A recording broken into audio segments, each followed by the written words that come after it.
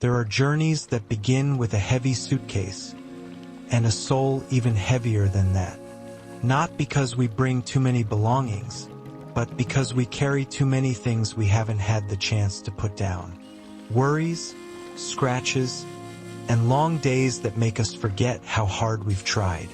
But then, with just a single breeze from the sea brushing past, everything softens, as if the world is placing a hand on your shoulder and gently saying, "Yeah, I understand."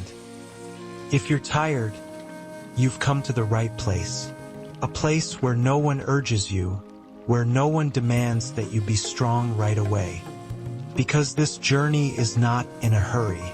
It exists only to hold you, so you can breathe a little slower, let go a little more, and let your heart find the calm rhythm it deserves.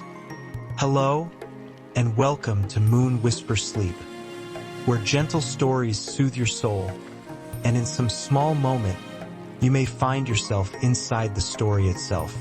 Maybe today has been a long day, your mind wandering through numbers, lights, or conversations that never seem to end.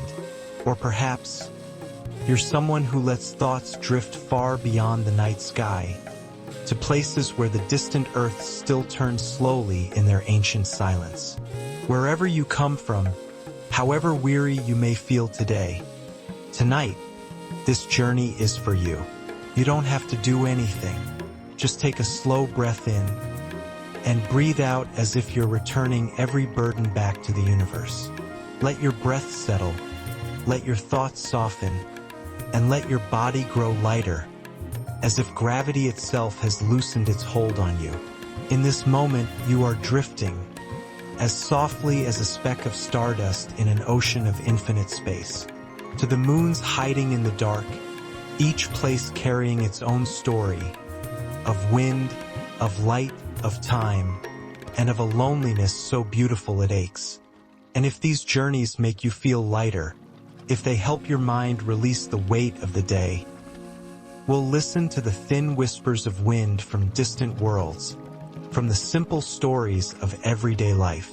Feel everything around you shifting, gentle, vast, and patient. Each of your breaths is a small note in that vast symphony. If you feel your heart settling, if this stillness brings even a small smile to your face, please press like, subscribe, and tap the little bell, or leave a comment below, so that each night, the stories can find their way back to you, through the soft whispers of Moon Whisper Sleep. And who knows, maybe your small touch will become a signal that helps someone awake in the middle of the night discover this place. A place to rest, to relax after a long and busy day. Now, take a deep breath. Let go of everything that's still clinging to your day, and let me guide you through the stories. Tonight, you will accompany Elara and the little dog Lumi through the very first days of a drifting journey at sea. A slow cruise around the Miralan archipelago, where turquoise waters, hidden coves, and a ship named Whispering Dawn are quietly waiting to become their temporary home in the middle of the ocean. This is not a story about loud adventures, but a journey that is slow, gentle, a journey for someone as tired as Elara to learn how to breathe again, and for a heavy soul to rediscover its lightness on waters that move in quiet, steady currents. Some journeys begin with excitement, but there are others that begin simply from a weariness so deep you no longer have the strength to expect anything at all. For Elara, this trip belonged to the second kind.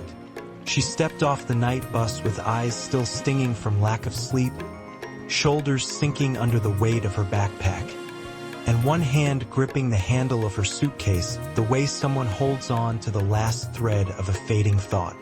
By her feet, Lumi let out a small bark, a soft sound as if to reassure her. He wagged his tail, his amber eyes lifting toward his owner. The gaze of a friend who always knows how to say, "I'm still here," without needing words. Miralan opened before them like a long exhale of the sea. The stone path running along the harbor glimmered beneath the early sunlight.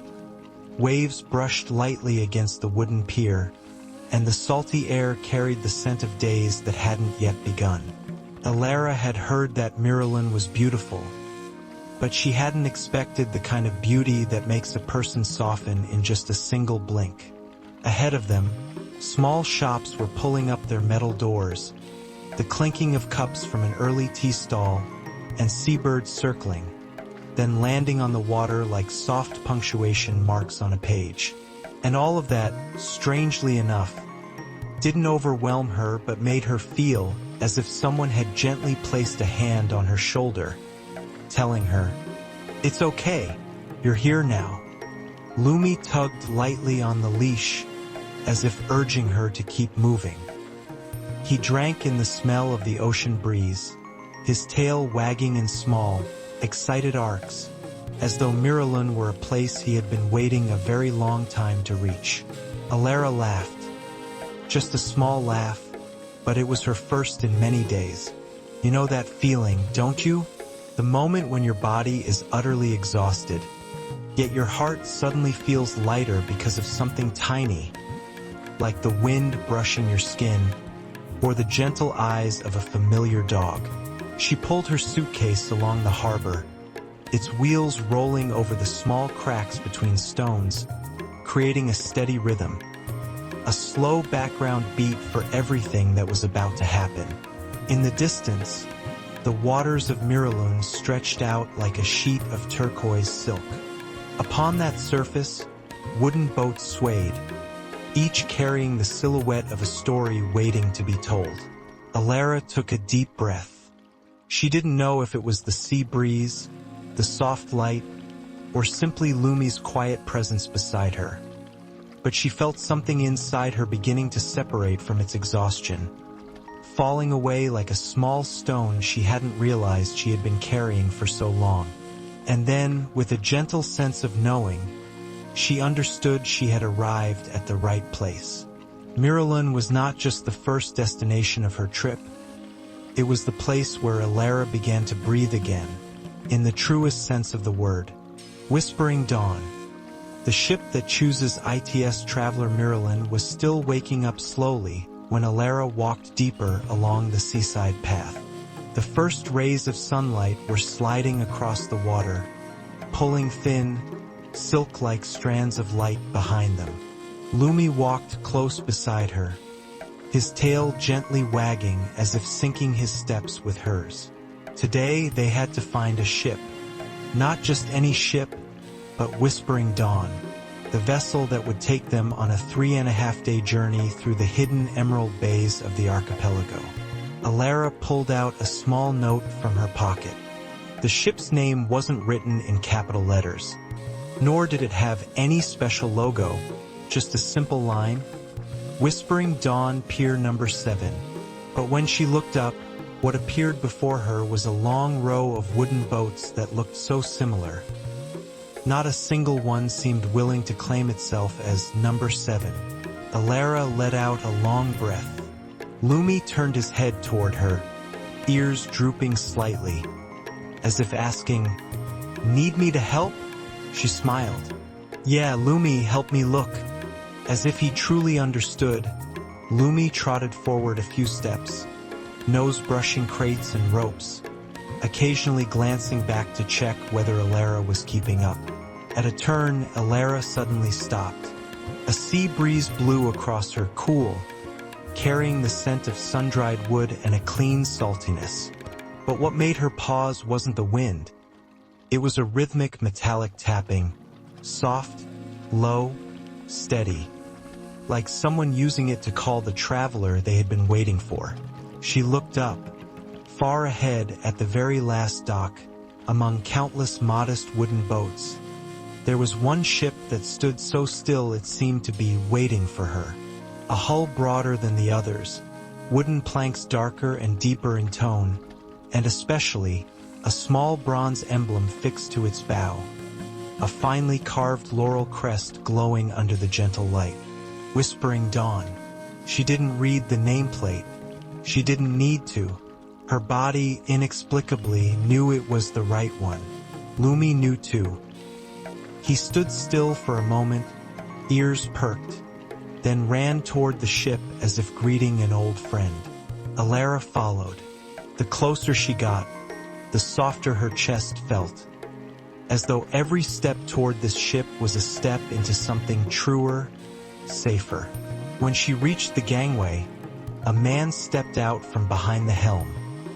He was tall, broad-shouldered, with wind-tossed long hair and gentle but deep eyes, the kind of deep that belonged to someone who had lived long enough to know what should be said and what should be left in silence.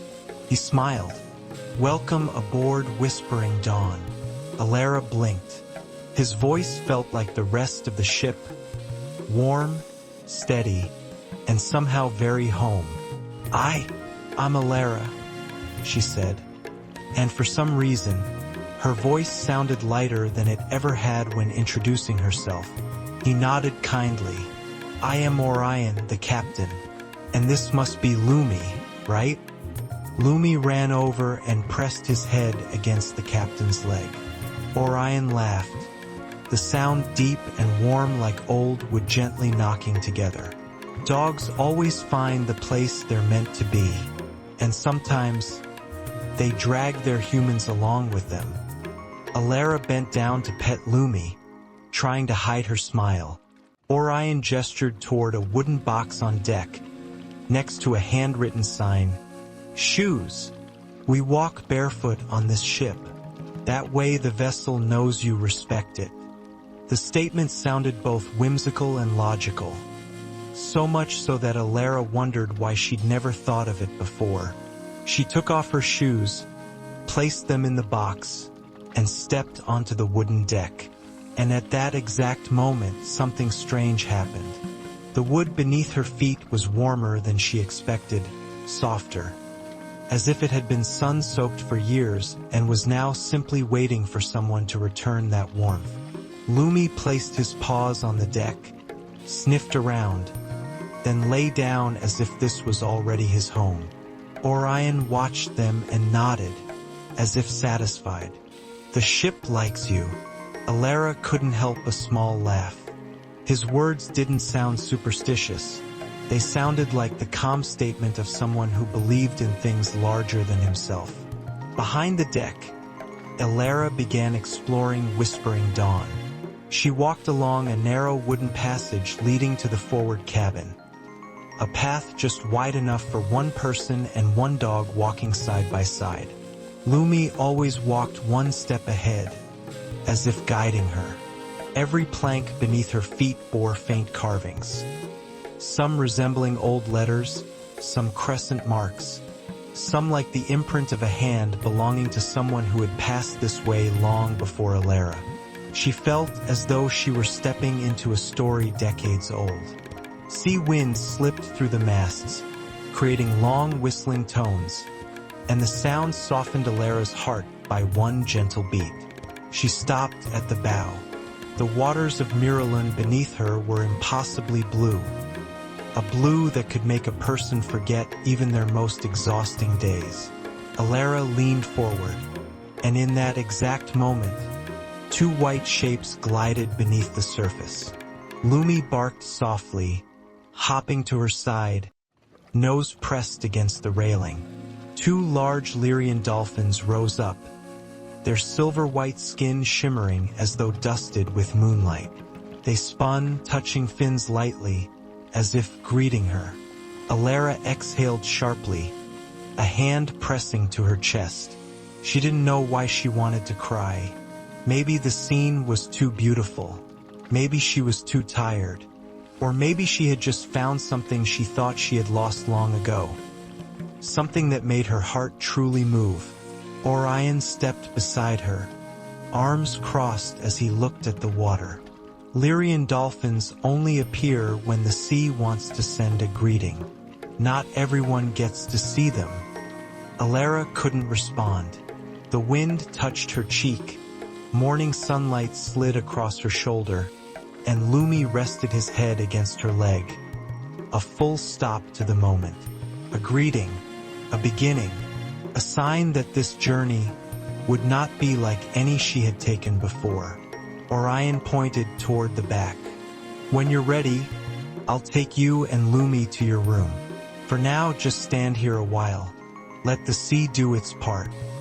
Elara nodded, eyes following the fading glimmer of the dolphins diving back into the deep. Lumi lay beside her, head resting on her foot, breath slow and steady. She stroked his head, and for the first time in many months, Elara felt something she thought she could no longer feel. Peace. The kind of peace not everyone finds, but once touched, it can change the rest of your life. Elara remained standing at the bow for a long while. It seemed she needed a few minutes for her heart to understand that what had just happened wasn't a dream. She closed her eyes, feeling Lumi's breath against her leg, the gentle Myrrhine wind curling through her hair, and the sound of waves against the hull forming a soft, ancient whisper of a rhythm, until Orion called out, his deep voice unhurried. You may go to your room whenever you're ready. Whispering Dawn always waits. Perhaps for the first time in many weeks, Elara walked without feeling heavy. She followed the wooden path leading down into the cabin, Lumi stepping beside her, his claws tapping lightly on the floor, making a strangely adorable sound. The staircase leading below deck had only 3 steps, but each one felt like descending into a different space. Warmer, more enclosed, more private. The wooden door opened slightly. Before Elara was a small, charming room, arranged so neatly it was almost cute. Every detail seemed placed exactly where it belonged. A bed wider than she expected. A thin blanket with a silver wave pattern running across it. A hanging yellow lamp casting a soft glow, and on the rug in the corner, Lumi had already beaten her to it, lying down as if declaring, "This spot is mine." Elara let out a gentle laugh. She set down her suitcase and turned slightly to open the round window on the wall. And the moment the panel swung open, the sea rushed in.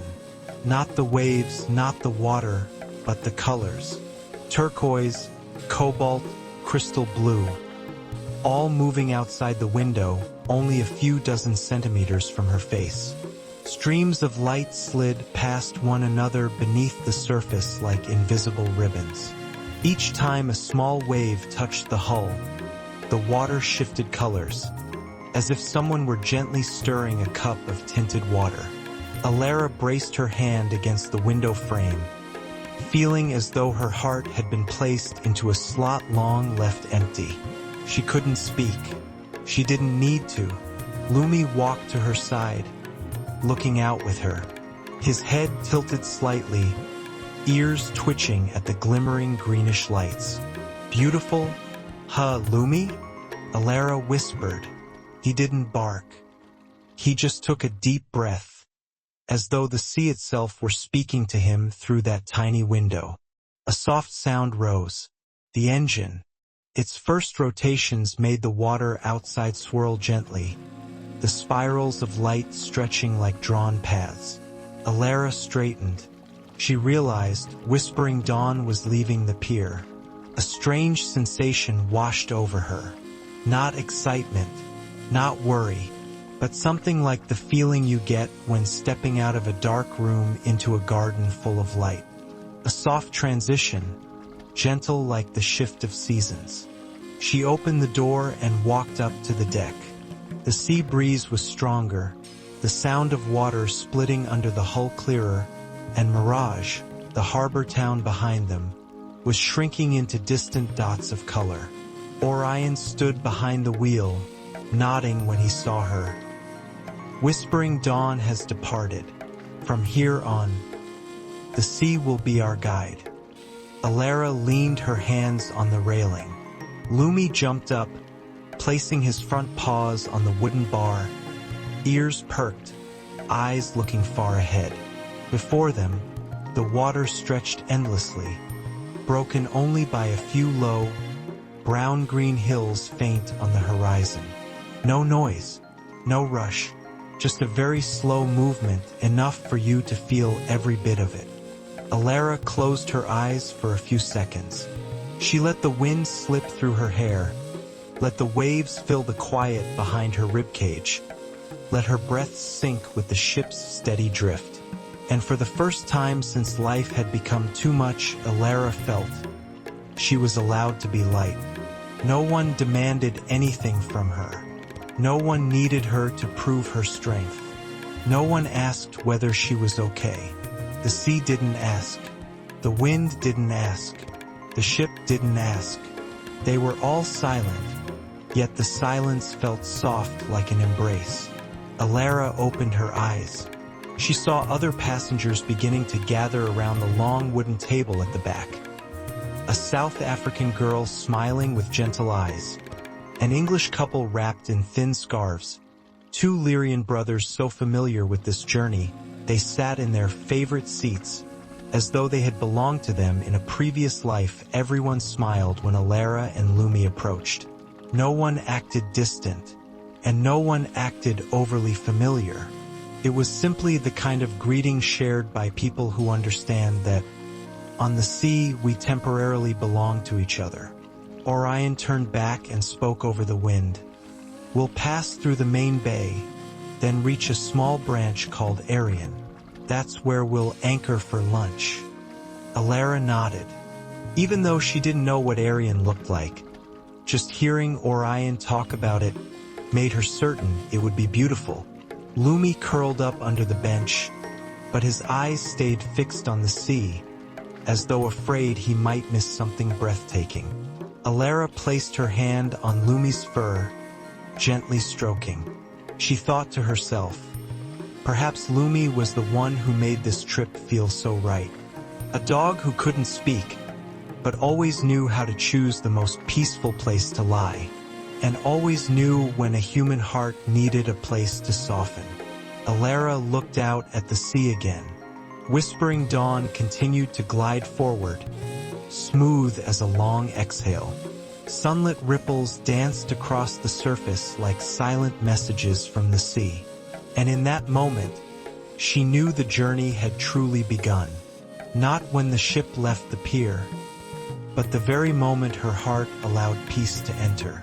Whispering dawn glided softly southward like an arrow drifting in a dream. There was no roar of engines, no harsh crashing sounds. Only the sound of water splitting beneath the hull, soft like someone turning the pages of an old book.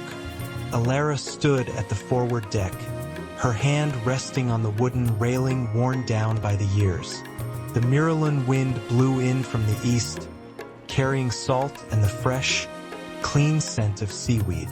Each time the wind passed through her hair, it felt like a hand gently loosening the little knots inside her. Lumi sat close beside her, his head resting on her leg, eyes facing the vast sea. He was silent, but that silence made Elara feel safe, as if as long as Lumi was here, everything would be all right. Orion walked over, his eyes narrowed against the wind. He pointed toward the horizon. We're about to enter Arien. Elara squinted to look. At first, she saw nothing but a pale green line. But as the ship moved closer, that line widened into arc-shaped hills, cradling an inner body of water like a giant jade bowl. Arien, Orion said, is where the sea changes color on its own. She didn't understand yet, but she didn't ask. Partly because she wanted to experience it herself, partly because she realized that some of the most beautiful things are things you shouldn't know in advance. Whispering dawn slowed as it entered the shallows. The whole ship eased, grew gentler, as if it too were bowing its head to greet a sacred place. Elara stepped back a little so she could see the full view, and in that very moment, she exhaled as though witnessing something miraculous. The sea truly changed color. Outside the bay, the water was a deep blue, like night ink. But as soon as the ship crossed into Arien's arc, The surface shifted to bright blue, then crystal blue, then to a blue so pale it seemed almost transparent. Sunlight shone down, passing through the thin layer of water, reflecting as trembling rays of light on the bottom. Rocks and coral reefs appeared like soft ink strokes painted into a picture. Elara placed a hand on her chest, her voice soft, so beautiful it's breathless. Lumi stood up, walked toward the deck's edge, looked down at the water, then turned to look at her as if asking, "Are we getting in yet?" She laughed, stroking his head. Orion stood behind the wheel, his body bathed in the afternoon light, looking like an old wooden statue that had spent its whole life at sea. He spoke not loudly but clear enough for everyone to hear. "We'll drop anchor here." When the anchor hit the water, a deep, low sound rang out, like a call from the sea's heart. The anchor rope slid along the wooden rail with a rustling sound. Then a metallic clang echoed when the anchor touched the bottom. Elara closed her eyes. She hadn't expected that sound to move her so much. It sounded like someone setting their suitcase down on the floor after a long day, then taking a deep breath and saying, "We've arrived." A line was tied to a tree on shore, steadying the ship. Then a crew member lowered the metal ladder into the water, the water bouncing in small ripples right where the ladder touched. Orion turned to everyone. "Anyone who wants to swim can go down anytime. The sea here is gentle, and about 4 meters deep." The South African girl let out a small cheer. The English couple exchanged excited looks. The 2 Lyrian brothers smiled faintly, as if they had known this all along. Elara looked down at Lumi. He sat up straight, ears pricked, tail wagging hard. All right, she laughed. "Let's go." Elara walked to the edge of the ladder. Arien's water was so clear she could see sun particles trembling like specks of light at the bottom. She slipped off her thin dress, revealing a simple swimsuit. The wind brushed over her skin, making her shiver a little, but not from cold.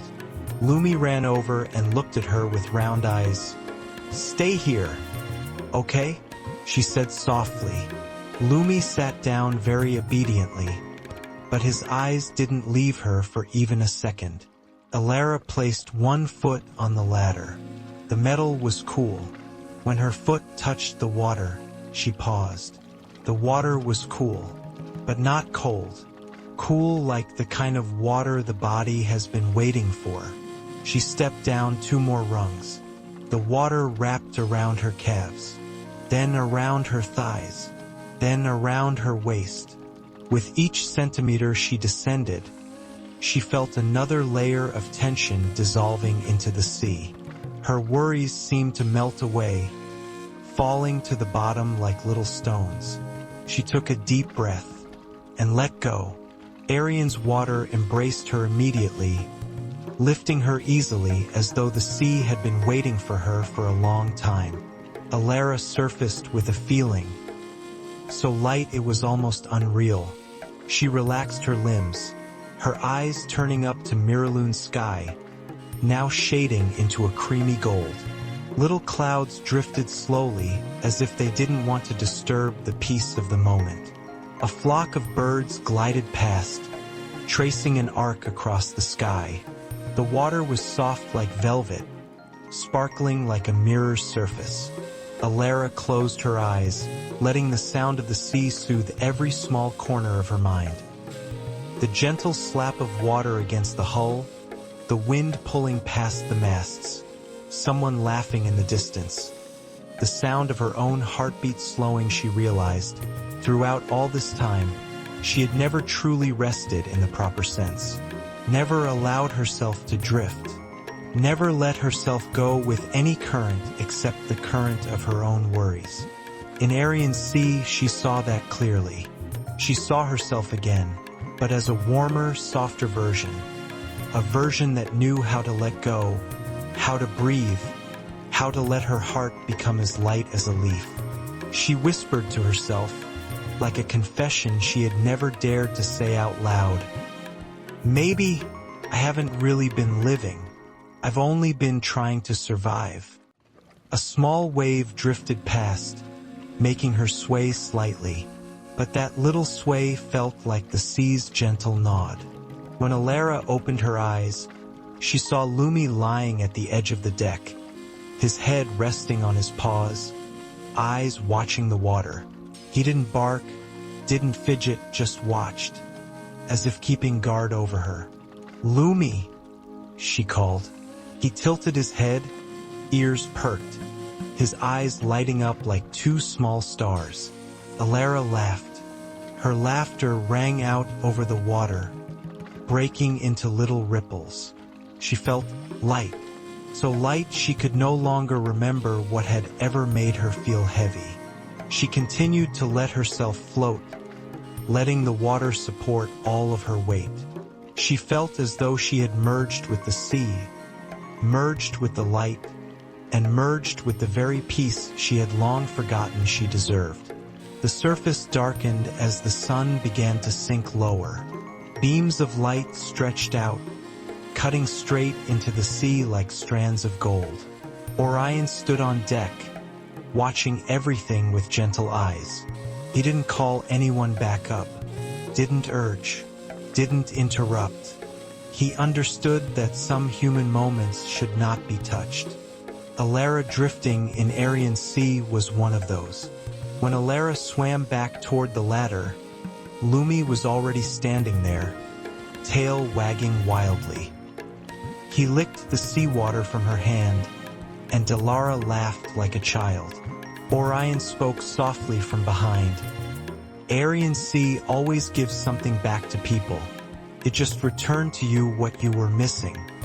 Elara looked up at him, her wet hair clinging to her cheeks, her face radiant in the evening light. What was that? Orion smiled. You! And for some reason, Elara knew he was right. Dưới đây là bản dịch tiếng Anh đầy đủ, chính xác tuyệt đối, không thêm, không bớt bất kỳ chi tiết nào. Đúng yêu cầu chuyên môn dịch thuật Việt, Anh cho nội dung kể chuyện. English TRNSLATON. Full và HACTWN Elara climbed up the ladder after swimming in Arien Sea. The sun had already slipped past the western hilltop. The last light of day was thin, like a sheet of red-orange silk rolled across the horizon. The wind had changed its voice too, no longer carrying the playful saltiness of the afternoon, but the scent of night gentle and deep, like the breath of someone sleeping very soundly.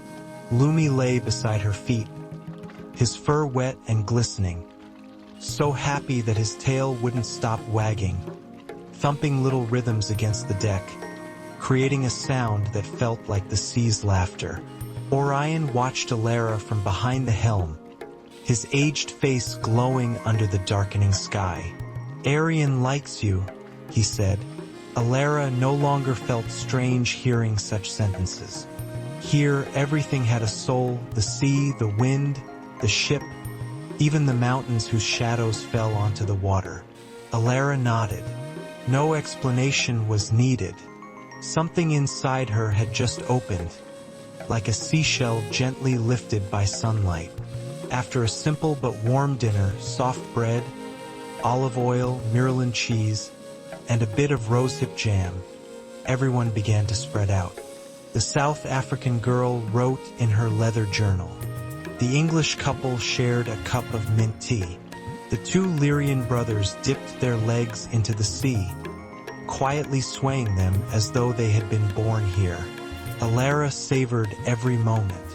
The air between night and sea blended together, settling onto her skin like a breeze from another world. Orion placed a wooden oar onto a small boat nearby, but he didn't use it. He simply left it there, like someone placing a guitar beside their seat without needing to play it. Its mere presence was enough. Elara realized she couldn't remember the last time she saw adults stay silent without feeling awkward.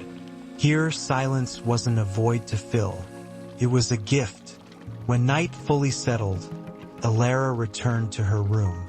Lumi followed close behind, his fur almost dry, the scent of the sea lingering in every strand.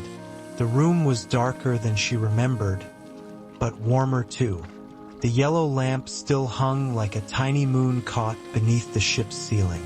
She opened the round window. Immediately, a cool wind rushed in, carrying the scent of seaweed and the pale silver light of the real moon outside. Elara leaned her elbows on the window frame. The water reflected the moonlight into shimmering streaks, looking like shifting fragments of glass. There were no strong waves, only a few gentle ripples, like the sea's very slow breathing. Lumi rested his head on her knee. She stroked his fur slowly, letting each soft strand glide through her fingers, like turning the page of a book she didn't want to close. "Do you see it, Lumi?" she whispered. "Everything quiet like a dream." Lumi lifted his head, touched her hand with his nose, then looked out at the sea as if answering, "Yes, I see." A few sounds drifted from the upper deck.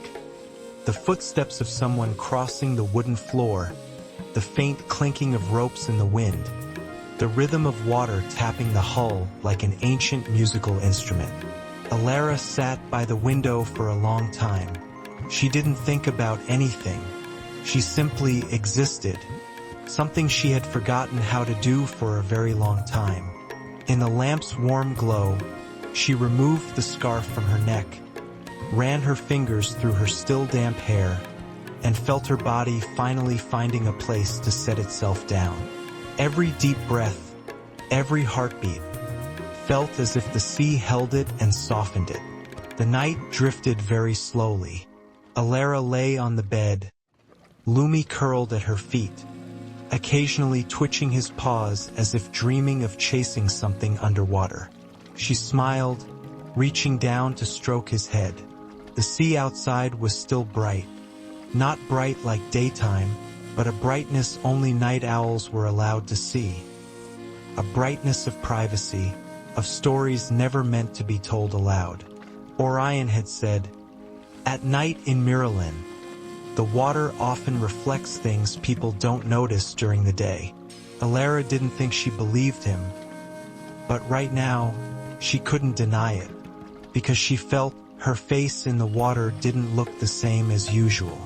It no longer held the tension of the city, no longer carried the fatigue at the corners of her eyes, no longer wore the protective layer she always had on when facing life.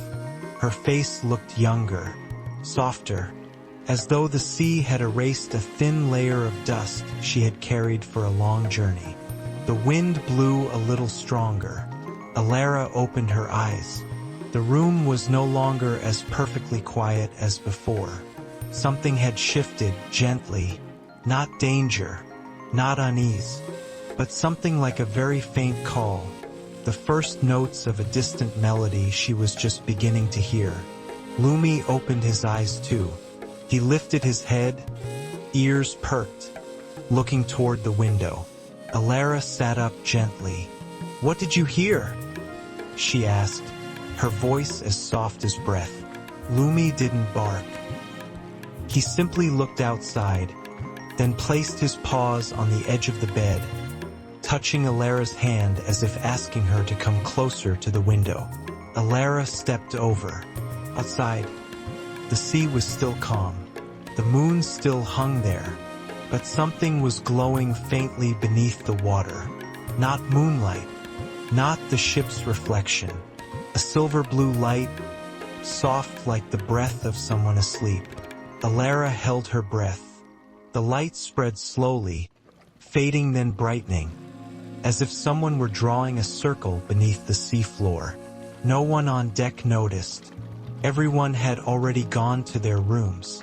Elara placed her hand on the window frame.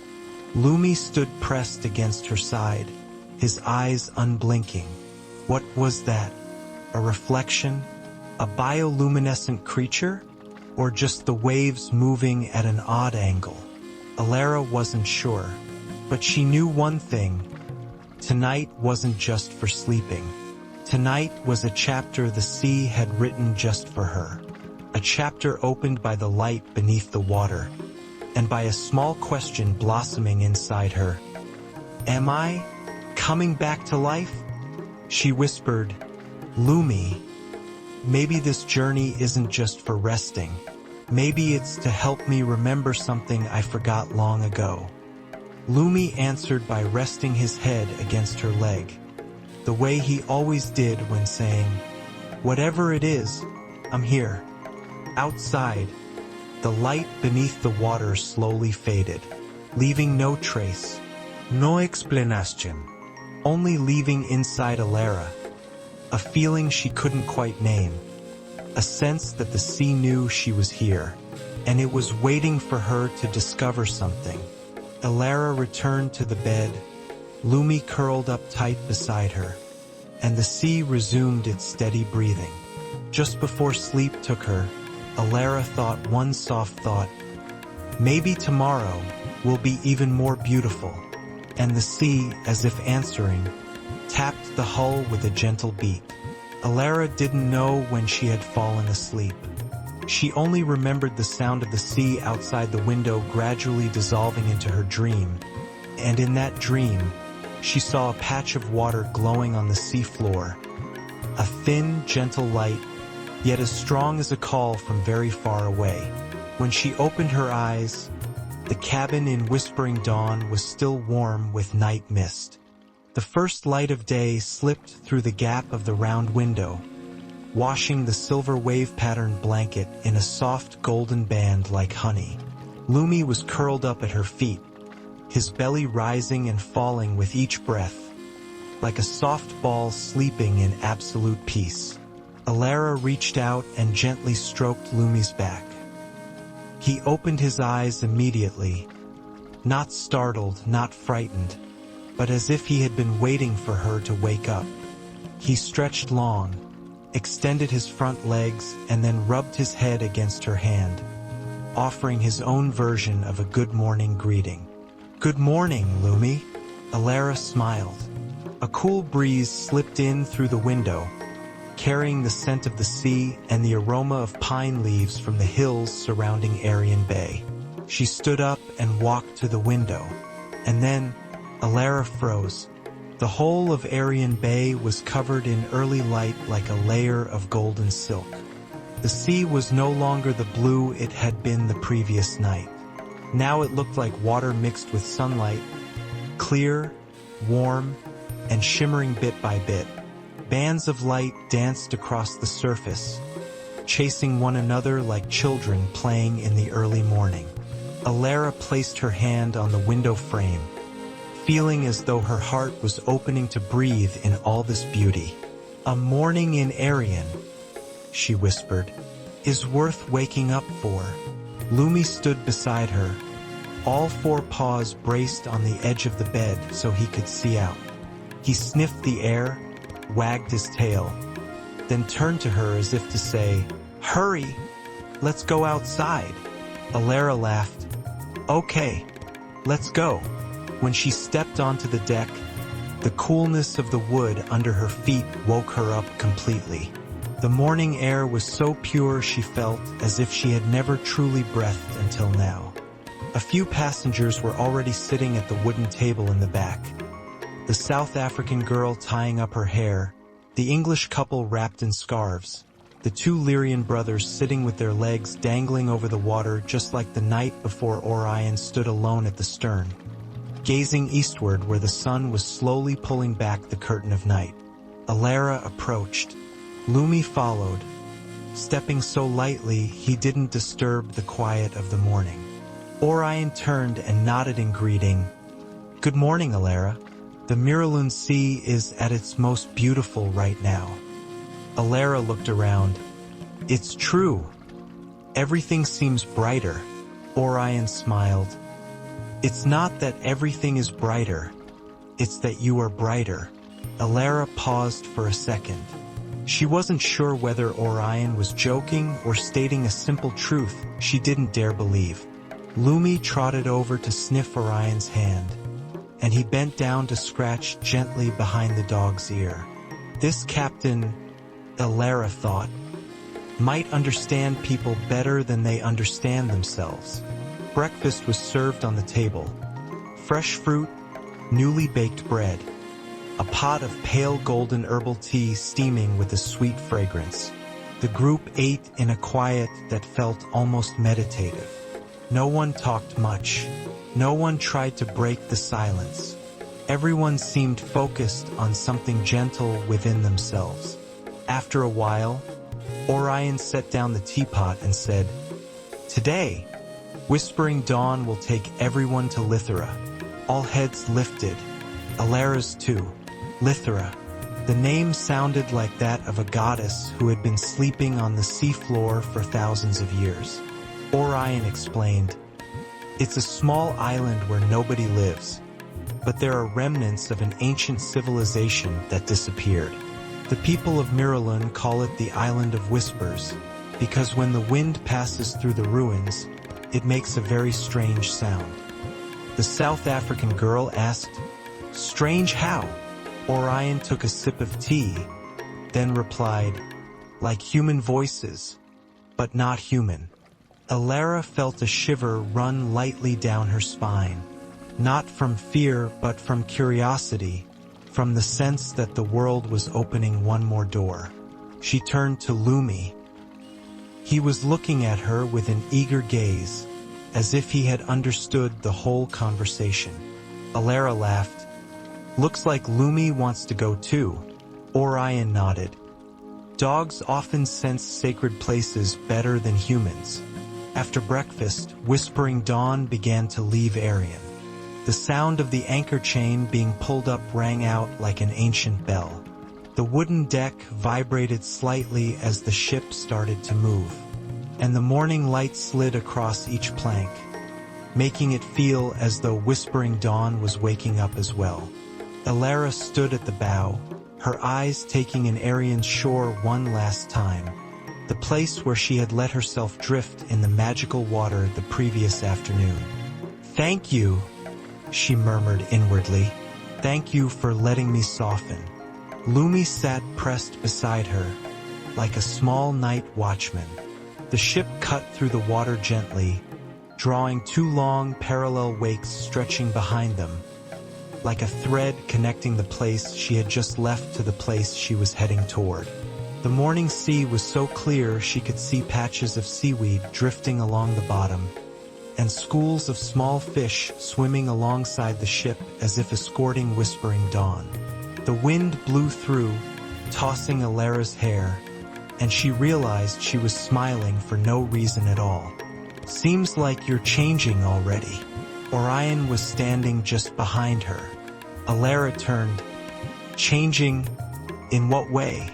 Orion shrugged. "I don't know. The sea knows." He pointed ahead. "Look, do you see that?" Elara followed his gaze. In the distance, between the blue of the sea and the vast sky, an island appeared. It wasn't large, but it was strange. A pale white rocky hill rose from the sea like a giant sleeping creature. Along its slope ran straight grooves as if someone had once carved them there. Broken stone pillars, walls half sunken, half exposed, and halfway up the hillside, something that looked like an irregular circle. Elara frowned. "What is that?" Orion answered in a low voice. "A place where people long ago once stood and looked at the sea, and left their questions for those who came after." Elara didn't take her eyes off the island. A strong wind swept over them, carrying the scent of cold stone from its direction. Lumi stood up straight, his ears pointing high, his gaze fixed on the island as if looking at something no one else could see. "Lumi?" Elara bent down to ask. He didn't react. He just stared very intently. His breathing slowed, his tail stopped wagging. It felt as though Lumi had sensed something from afar. Orion looked at the dog, then said quietly, "Dogs always sense things before humans. Perhaps Lythèra is calling him.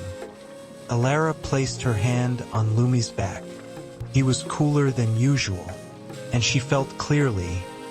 What was waiting for them on Lythèra was not just old stones. It was a secret, a calling, perhaps a story that had been asleep for thousands of years. And it seemed the sea had chosen Elara and Lumi to hear it. Elara looked up at the island again. In that moment, a shaft of sunlight fell on one side of the hill, and the band of light beneath the water she had seen last night suddenly returned to her memory, as vivid as if it had happened just a minute ago. She tightened her grip on the rail. "Orion," she called softly. Last night, under the water, I saw something glowing." Orion turned to look at her, and in his eyes there was no surprise, no fear, only a calmness as deep as the seafloor. "I know," he said. Then he looked toward Lythèra. "What you saw began from there." Elara held her breath. Orion laid his hand on the helm, urging Whispering Dawn forward faster. The sea parted before them, and the island of Lythèra grew larger and larger, as if coming forward to meet them. A new chapter of the journey was opening. Whispering Dawn entered the waters around the island of Lythèra like a leaf drifting into the palm of a hand. From afar, the island already had a strange beauty. Not lush, not thick with greenery, but white. White of ancient stone, white of time, white of forgotten stories. A line of rocks rose in a curved arc, enclosing a small bay, the water so clear that the slabs of stone on the bottom appeared like punctuation marks in an old book. The tilted, crumbling walls, half sunken and half exposed, looked like the ribs of a giant creature that had been sleeping for millennia. Elara looked at that sight without being able to say a word. Lumi sat close beside her, eyes wide open, fur slightly bristling along his spine. A sign not of fear, but of recognition. Orion tied the wooden oar to the side of the ship, then looked toward the island with the eyes of someone who had set foot there many times but had never truly understood it. "Lythèra is not a place to explain," he said, "but a place to listen." There was something in that sentence that made Elara shiver. An echo, as if her own heart was also waiting to listen to something. Whispering Dawn dropped anchor near the shore. A small boat was lowered into the water, and the group went down in turns to reach the island. Elara stepped into the boat. Lumi jumped after her. A neat, light leap like a shadow. The waters of Lythèra were a little colder than Arien's. Not the kind of cold that warns, but the cold of early dawn, clear, pure, and very deep. The sea breeze here blew in a different way.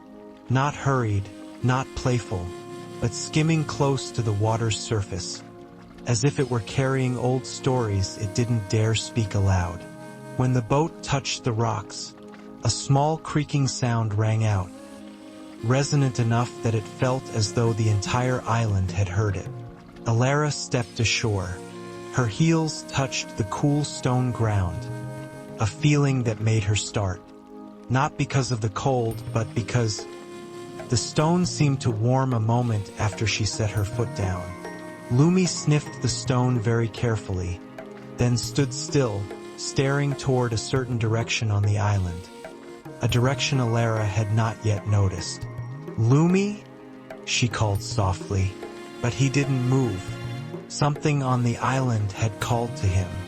Orion stepped out of the boat right behind her, his gaze following the direction Lumi was looking. He nodded slightly. Dogs always see things that humans need a long time to feel. Elara turned to Orion. "What do you think Lumi sees?" Orion narrowed his eyes, the lines of his face tightening a little, like someone recalling a memory they'd rather not revisit. "Perhaps," he hesitated, "the traces of those who came before." Elara shivered, not from fear, but from the feeling that she was standing in a place where time did not flow in the usual way. The group began walking up the narrow stone path leading inward. Lumi took the lead, stepping quickly yet lightly, occasionally turning back to make sure Elara was following. The path grew narrower as they went deeper into the island. On both sides of the way were broken stone walls, fallen pillars, and old terrace steps stretching along the slope. They did not look like restored tourist ruins. They looked like something more primordial, simpler, and deeper, like the remains of a story that had never wanted to leave the earth. After a while, they reached a massive stone gate, no longer intact, but its shape still clear. 2 upright stone pillars, and 1 slab that had once formed the arch, now lying askew to one side, as if thrown down by an invisible hand. On the surface of the pillars were faint carvings. Not quite letters, not quite symbols, more like wave lines or marks of the wind. Elara raised her hand to touch them. The stone was cool. And then, just a second later, she felt a faint warmth run through her palm. She jerked her hand back. Orion looked at her. "What did you feel?" Elara took a deep breath. "The stone feels like it has a heartbeat." Orion didn't laugh. He didn't seem surprised either. He only nodded, as if that was exactly what he had expected her to sense. "This island has memory," he said. "It records the movements, the voices, the emotions of everything that has ever touched it." Elara swallowed hard. She looked down at Lumi. He too had placed one paw on the stone, and Elara could swear that he trembled slightly, a shiver of recognition. They passed through the stone gate into the heart of the ruins. A small square opened up before them, its floor paved with silvery white stone, some slabs broken into pieces like eggshells. At the center of the square was a strange stone circle. Not deep, not wide, but every line of it made one pause. It was not a well, not an altar, not an observatory. It was like a dot, a very large dot that someone had wanted to leave in the middle of the island. Lumi walked straight toward that circle, without sniffing, without hesitation, just staring down into it. Elara stepped closer and knelt beside him. Inside the stone circle, there was nothing, just a flat stone surface, no patterns, no carvings. But Elara noticed. The stone here was a different color from the stone around it. Lighter, softer, almost luminous. "What is this?" Elara asked. Orion came closest, standing still for a long moment before speaking. "The people of Miralun call this place Thin Gioi." He paused. "The listening circle." Elara felt a small sting in her chest. Orion explained. "The ancients believed this place could hear things that human ears could not. The wind, the sea, the rhythm of the earth, and even the things that lie still in the human mind." He walked around the circle, each of his steps echoing lightly like someone knocking on the memory of a sleeping soul. "Elara," he said, "do you remember the light under the water last night?" She froze. Her whole body tingled with goosebumps, not from fear, but because her intuition, that intuition she rarely listened to, was running like a gentle current along her spine. "Yes," she replied. Orion sat down at the edge of the circle. He touched the stone with the care of someone placing their hand on another's heart. "I believe that light began here." Elara felt her knees weaken. She placed her hands on the ground. Lumi lay down beside her, ears perked, chest rising and falling. A clear sign that he too was sensing something from beneath the stone. She asked, her voice slightly shaky, "Why was it me who saw it?" Orion was silent for a long time. The wind passed through the ruins, through the fallen walls, creating a very faint sound, like someone reading a story too old to understand. Then Orion answered, "There are those who come here to look. There are those who come to listen. But there are also those who come to be seen." He looked straight at her. "Lythèra has seen you." Elara missed a breath. Lumi placed a paw on her knee, as if to reassure her, as if to confirm it. She turned back to the circle, and at that very moment, a gust of wind blew across the square. The wind was not strong, but it carried a very small sound. Not the sound of wind, not the sound of stone vibrating, not the sound of leaves, not the sound of human voices, but the sound of whispering. That sound had no clear words, no clear meaning, no clear message, but it unmistakably existed, like a greeting, like a signal, like a memory surfacing from a distant past. Elara held her breath. Lumi's ears stood straight up, his whole body seeming to tighten. The two Lyrian brothers stopped walking. The South African girl turned her head.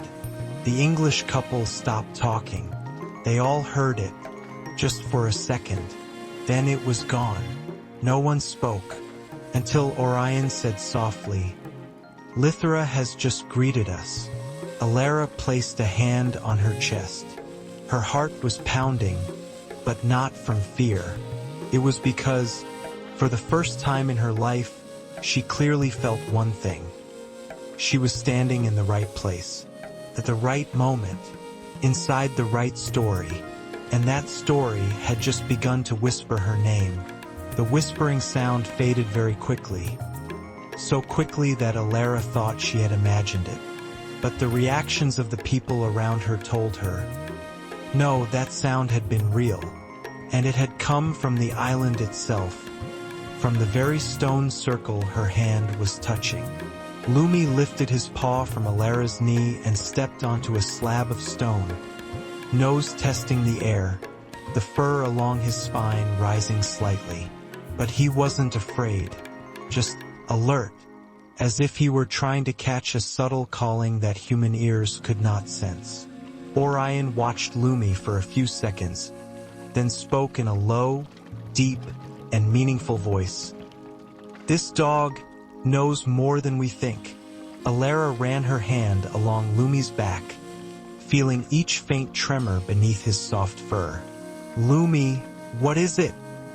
she whispered. He didn't look at her, only looked past her shoulder, toward a small stone path hidden behind two crumbling walls. Elara turned around. At first glance, that path seemed completely ordinary. A patch of ruined rock and earth, overgrown with vines, nothing special. But after just one more second of looking, she saw it. There was a strange darkness at the end of that path. Not a natural shadow, not the dimness of a ravine, but something that felt like a darkness that was listening to them. Elara stood up. In her chest, a very strange beat sounded. Not exactly excitement, not exactly fear, but like the rhythm of a door in her mind getting ready to open. "Orion," Elara called. He turned, his gaze still as calm as the sea after rain. "You see it now, don't you?" Elara nodded. "Let Lumi take you there," Orion continued. "I have a feeling. That's where called you last night." The others stepped back, as if they too could feel the change in the air. No one objected. No one stepped in.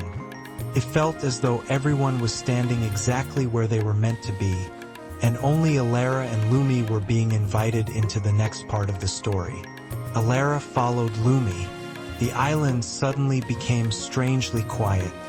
No more distant waves. No more wind whistling through the ruins. Only the sound of Elara's footsteps on stone and Lumi's claws soft against the ground. The two fallen walls stood like two ancient guards. As they passed between them, the wind shifted, cooler now, carrying the damp scent of old rock and earth. The path led them into a narrow courtyard. Vines draped down from the walls, but in the middle of the greenery there was a thin crack running vertically along the stone. A crack so straight it could not have been made by nature. Lumi stood before that crack, his eyes fixed on the gap in the rock.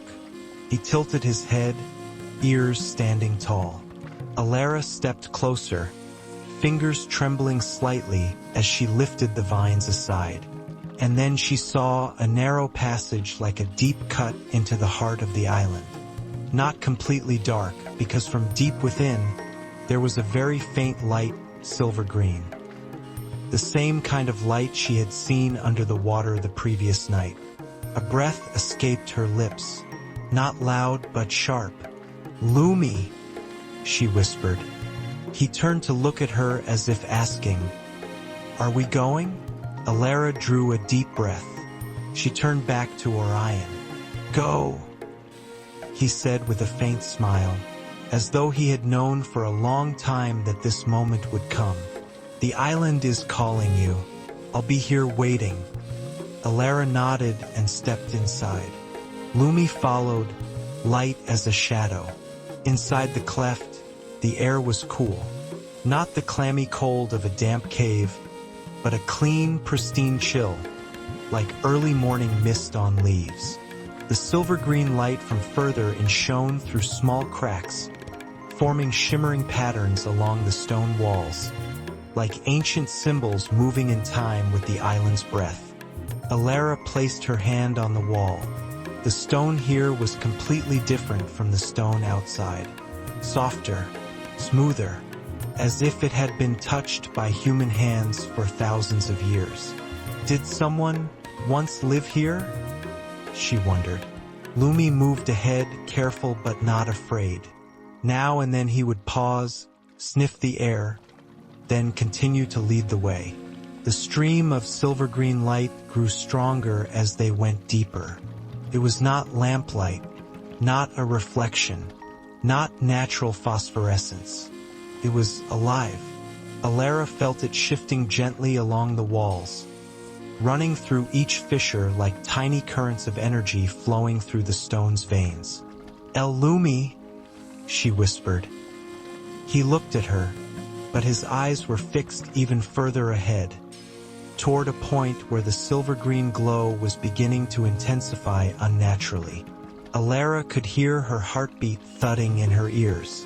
Part of her wanted to turn back, but another part, the part that had been tired for so long, was being called by something within the island, in a sound she could not hear but could somehow feel. They rounded a narrow bend, and then the light opened up. Before them was a stone chamber, not large, not deep, but its walls were glowing, not with a bright, blinding radiance, but with an old kind of light, like the glow of memories long sealed away now slowly unlocking themselves. Veins of light ran along the walls, forming spirals, markers, segments of symbolic script that Elara could not read, but that felt strangely familiar, as if she had seen those symbols somewhere in a dream a very long time ago. Lumi stepped into the room, moving slowly, like a tiny archaeologist exploring sacred ground. He stopped before a smooth stone slab in the center. The slab was so perfectly flat it could not have been shaped by chance. It looked like an altar, or a place meant to hold something important. Elara came to stand beside Lumi. She knelt, placing her hand on the stone. The stone was cold, but a second later, it warmed, as if acknowledging her presence. And then Elara heard it, a sound, very soft, like the wind, but coming from the stone. It wasn't a voice, not a whisper in human language. It was like the sigh of time, a breath holding everything that had ever happened on this island, and everything that still remained asleep. Elara tightened her grip on the edge of the slab. She felt one thing very clearly.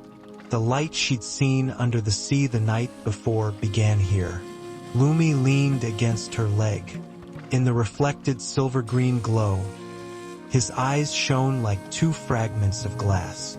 Elara thought to herself, "This island recognizes me." She didn't know why. She didn't understand it with her mind, but she understood it with her intuition. This stone chamber felt as though it were asking, "Are you ready to listen? Do you want to know what the sea has been trying to tell you?" Elara took a deep breath. "Yes," she whispered. "I want to listen." The whole room seemed to loosen in a single beat. A stream of silver-green light ran from ceiling to floor. Lumi pressed close against her leg but did not take his eyes off the shifting bands of light. Elara placed both hands on the stone slab, and in that moment, the light on the walls flared like a long exhale from the universe. The air in the chamber shifted. The atmosphere grew warmer and heavier, and a sound, clearer this time, rose. "Elara!" She snapped her head up. Her name, very clear, but not frightening at all, sounded like the call of the sea, and like the call of all the things she had been searching for over the years without knowing what to name. Lumi pushed his head against her leg, an act of acknowledgement. He had heard it, and he understood. Elara swallowed against her dry throat. "Who is calling me?" There was no answer in words, but the stone walls, the light, the slab, all began to move very slowly, as if turning in unison to a rhythm she had never felt before. A rhythm that did not belong to humans. A rhythm that belonged to the island. And within that rhythm, she heard, "You are not lost. You just haven't arrived at the right place yet." Elara trembled, not from fear, but because these were the words she had wished someone would say to her for so many years. Lumi placed his front paws on the slab, peering into the stone as if looking into the place where the answers to the whole world were kept. Elara drew in a breath, long, slow, and full of feeling. "What must I do?" she asked. And then, a thin ray of light appeared in the corner of the room, like a tiny accent of moonlight on the surface of water. It ran along the wall, down to the floor, and stopped at her feet. A new path, a signal, an invitation. Lumi let out a soft bark, the first bark of the entire journey. Not loud, not panicked, but as if to say, "There, that's where we go next." Elara nodded. She closed her fingers gently in Lumi's fur, and followed the line of light to go deeper into the heart of the island, to the place where Lythèra's secret had been waiting for a very long time to be told to someone worthy of hearing it. The beam of light skimmed along the stone floor, leading Elara and Lumi deeper beneath the island. The tunnel narrowed, its ceiling lowering, the air dense but not stifling. In the stillness, Elara could hear only her own breathing and the sound of Lumi's claws tapping against stone. The silver-green light running ahead of them was like a thin thread, guiding two travelers who had no idea what they were about to face. Elara stopped asking questions. She no longer felt as unsettled as when she first stepped into the cave. The feeling in her chest was like walking down into a place both familiar and strange, as if her body recognized the path before her mind could understand it. When the tunnel opened up, they stepped into a half-moon-shaped chamber. The ceiling was high, the rock walls bathed in gentle light. Lines of light crawled along the surface of the walls like ancient veins of life. The space was utterly silent. Lumi stopped in front of a flat rock wall. He stood still, no sniffing, no movement, as if he were being pulled in by something invisible. Elara stepped up beside Lumi. The wall looked ordinary until she laid her hand on it. A wave of warmth spread into her palm, not hot, but like the heat of an old memory being awakened. And the wall lit up, not glaring, not sudden. It simply opened, like a thin curtain being drawn aside. Images appeared on the stone surface, faint yet unmistakably clear. A little girl standing by the sea, the wind twining around her dress, silver-green light reflecting beneath her feet. Elara held her breath. A cold shiver ran from the nape of her neck down her spine. She didn't remember this scene, but her body did. Lumi pressed against Elara's leg, his eyes fixed on the wall, as if he knew just how important that image was. The wall continued to move. The scene changed. The girl in the image bent down toward the sea. A small hand touched the surface. As the water parted, a line of light appeared beneath the waves, exactly like the glow Elara had seen in Miralun on the first night. Elara felt a sharp ache in her chest. "Is that me?" she asked, her voice drifting into the empty air. There was no answer, but the next image appeared. A woman stood behind the little girl. Long hair, ash-colored clothing, eyes bright but sad. She gently placed a hand on the child's shoulder. Elara stepped back, her throat tightening. There was no mistaking it. That woman was her mother. But her mother had died many years ago. She had never seen this scene. She had never known they had come to a place like this. A tear fell onto her hand before she realized she was crying. "How is this possible?" Elara whispered. The wall did not stop. The next image grew clearer, brighter. The mother led the child along the shoreline. The child laughed. The mother did not. Her eyes were turned toward the blue water, as if listening for something. Elara reached out and touched the image of her mother. The stone surface warmed, like the warmth of a real hand. A small sound rose in the chamber, soft as night wind brushing against an old wound. "Elara?" It wasn't the same call she had heard in the stone circle. This voice was softer, rounder, heavy with feeling.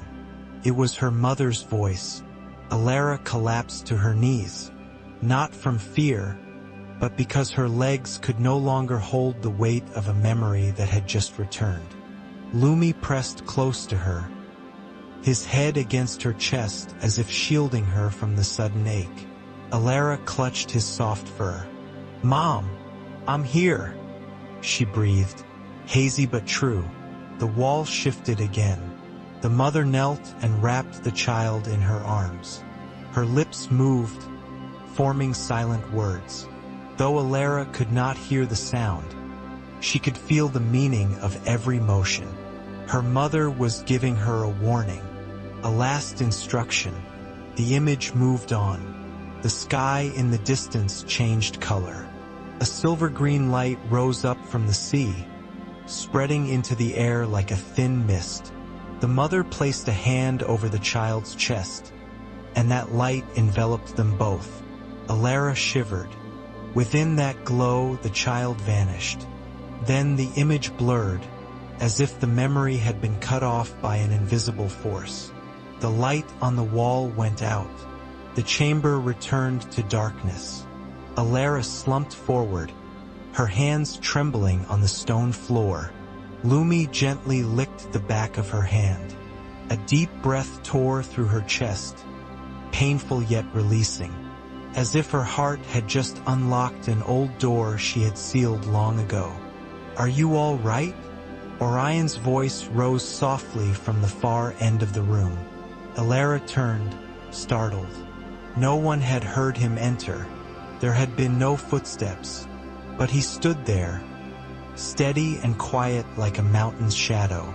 Elara asked, her voice raw, "What I saw, was it real?" Orion stepped closer and sat down beside her. The stone walls of Lythèra do not invent memories. They only reflect what has once touched this place. But my mother never brought me to Lythèra. Elara shook her head slightly. I don't remember. Not all memories are stored in the mind, Orion said.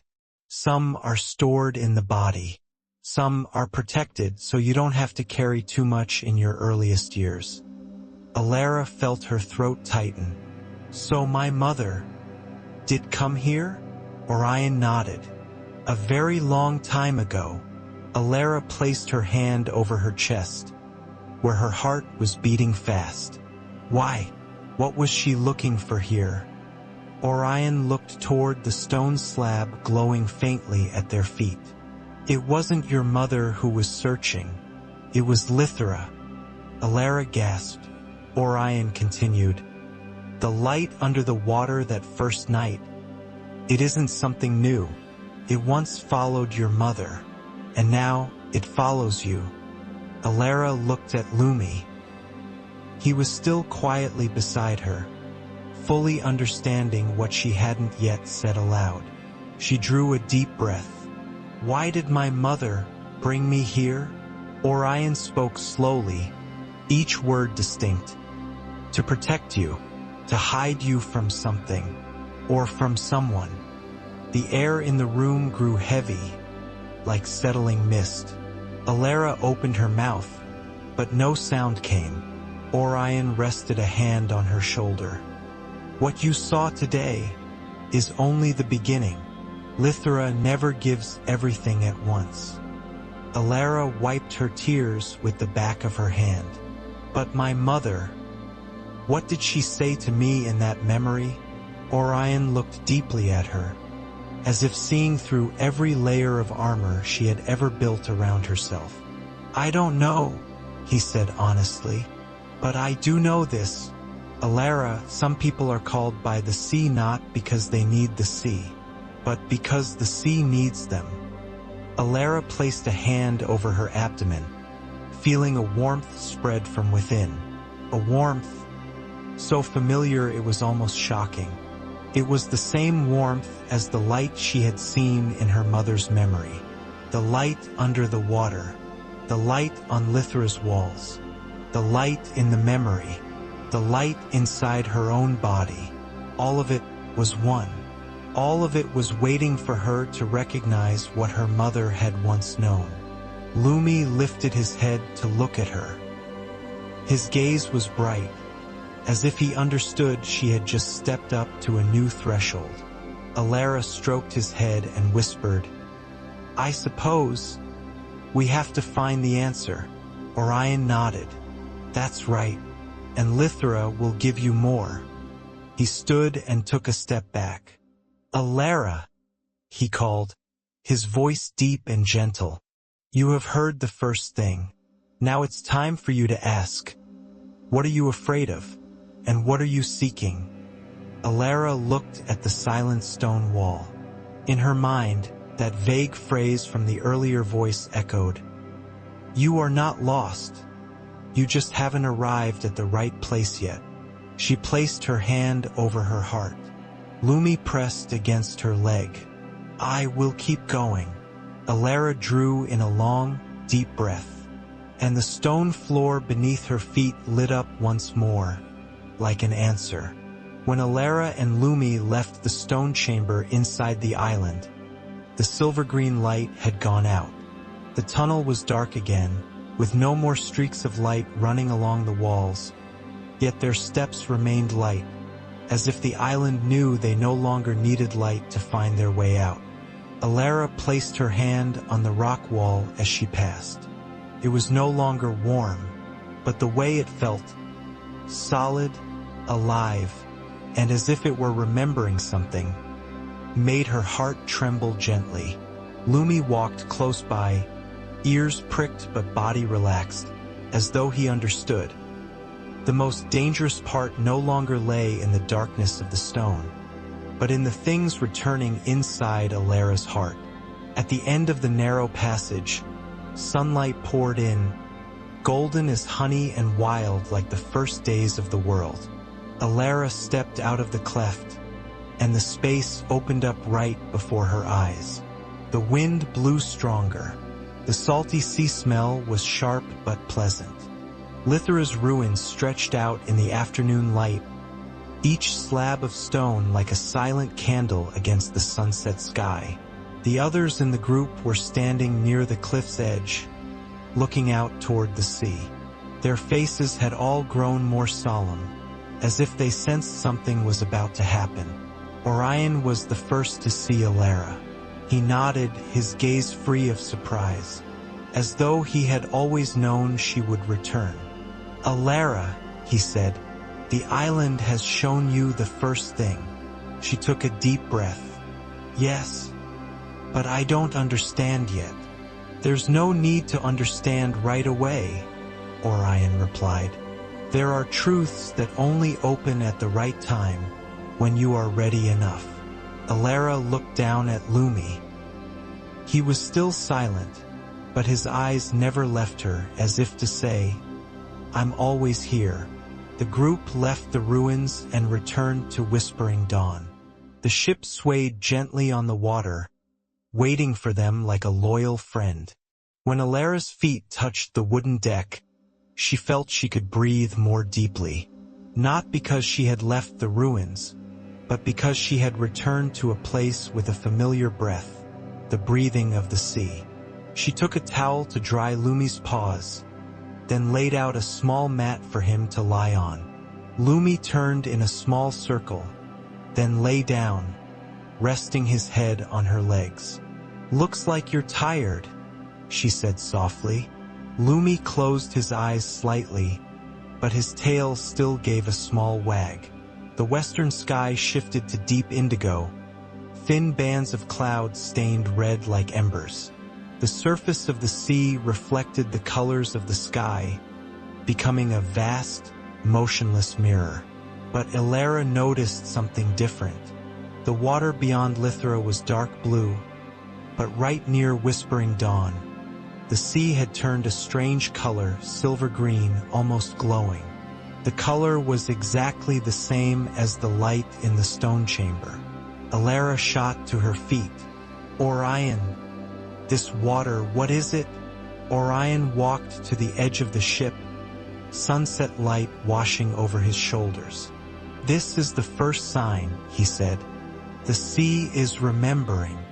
"Remembering what?" Elara asked. "Remembering the one who once called it." Elara felt a jolt run up her spine. "You mean my mother?" Orion looked straight into her eyes. "Yes." Elara stepped back, not from fear, but because her heart was pounding too hard. Her mother had once stood in this place, on this island, on this sea, beside this light, and the sea itself was now reflecting that memory. Lumi stood up and moved to Elara's side, lifting his head to look down at the water. He pricked his ears, tilting his head along the shifting bands of light beneath the surface. "Elara," Orion said quietly, "what you saw in the stone chamber is only a fragment. Lythèra never reveals all its memories at once." Elara gripped the ship's rail. "I want to know the truth." Orion nodded. "Tonight you will see more." When the sun had fully set, the sky turned a deep indigo blue. Stars began to appear, scattered. The sea around Whispering Dawn grew dark, but the band of silver-green light beneath the water remained, clearer even than when the last traces of sunset lingered. Lumi stood at the bow, his forelegs drawn close together, his eyes fixed on the surface of the water as if looking straight through to the bottom. Elara came to stand beside him. "What do you see?" He gave a small bark.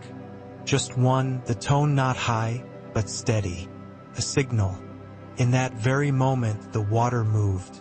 Not in waves, not from fish, but in bands of light, like soft lines being drawn beneath the sea. They moved in circular paths, swirling evenly around Whispering Dawn. The other passengers rushed up onto the deck, but no one broke the rising hush. Orion looked down at the water, his voice as heavy as stone. "The sea is opening a door." Elara leaned over the rail. Beneath the clear water, a circle was slowly taking shape. Not a whirlpool, not a wave, a symbol, a crescent-shaped streak of light nested inside a circle, exactly like the mark carved on the brow of the stone slab in the island's inner chamber. Elara brought a hand to her chest. Powerful heartbeat made her feel faint, not from fear, from the deep recognition. "This is the mark my mother once placed her hand on." Lumi gave another small bark, his ears standing straight, the fur along his shoulders puffing slightly. Not a warning reaction, a recognition reaction. Lumi knew this shape. He had seen it and kept it in his memory. Elara turned to Orion. "What does this symbol mean?" Orion looked at her for a long moment, then said, "It's the sign of those who carry the light of Miralyn within them. Not the light of magic, but the light of connection." "Elara, your mother belonged to the group of people who can hear the sea. And you..." He looked into her eyes. "You are not only able to hear it, you are being called." Elara held her breath. Lumi sat pressed against her, his gaze fixed on the glowing circle beneath the surface. Orion continued, "When you were small, your mother brought you here to hide you from those who were searching for people bearing this mark. She wanted to cut the connection so you could live an ordinary life. But the sea never forgets anyone it has ever marked." His words made Elara shiver. Who was searching? Orion looked toward the horizon. Those who believe that the light of Miralyn can open the door to ancient memory, the memory from before humans. Elara felt a chill along her spine. "So my mother was running?" Orion nodded. "And to protect you, she left a part of her memory within Lythèra, so that you would find it yourself when you were old enough."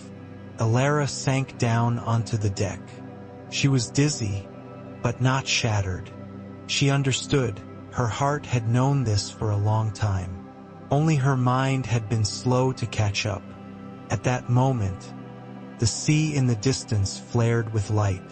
Not phosphorescence, not moonlight, but a streak of brightness traveling straight toward the ship. Elara sprang to her feet. Lumi stood ready.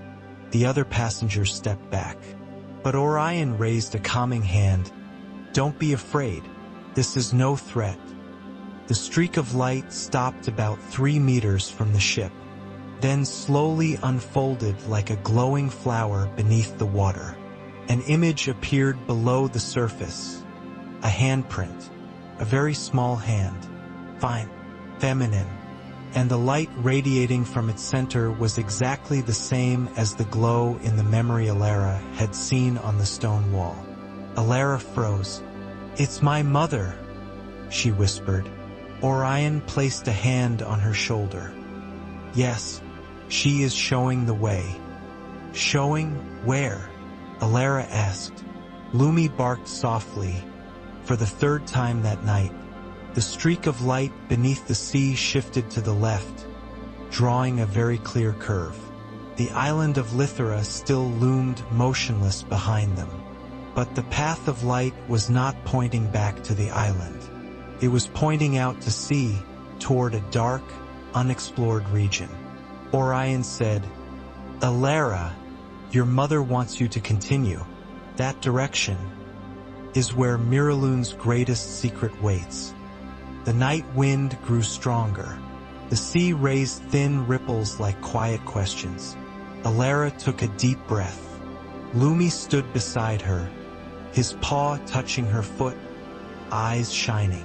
And for the first time, Elara did not feel afraid of what she did not know. "I will go," she said. The sea shifted color for a heartbeat. like the smile of something very ancient.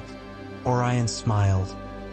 Then, tonight Whispering Dawn will leave Lythèra. He turned back to the wheel. We will follow your mother's handprint. Elara bent down to stroke Lumi's head. We're going on. Okay?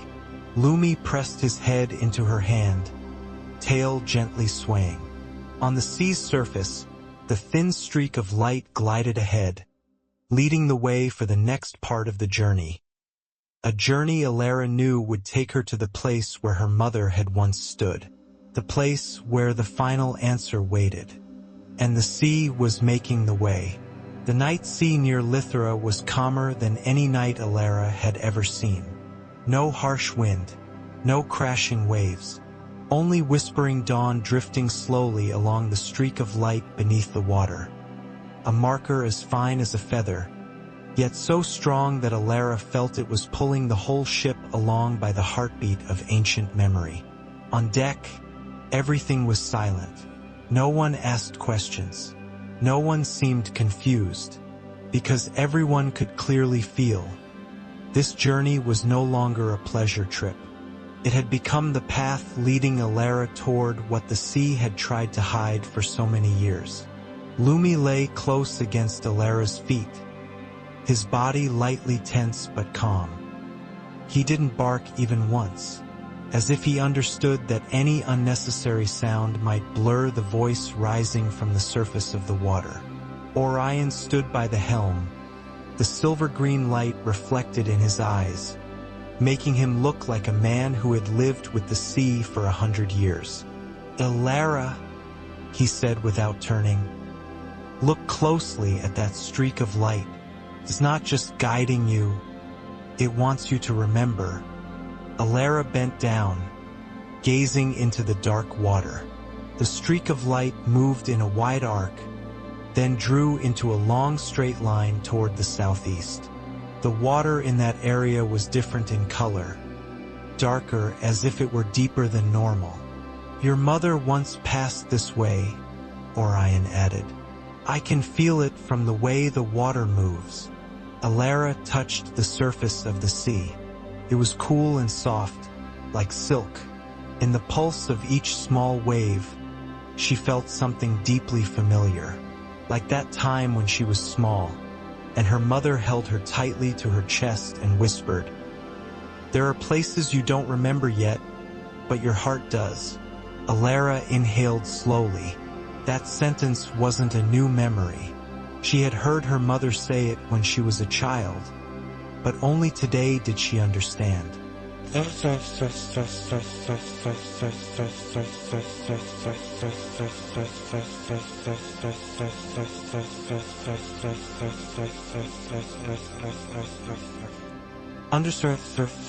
So when Whispering Dawn left the buffer zone of Lythèra, the sea changed tone.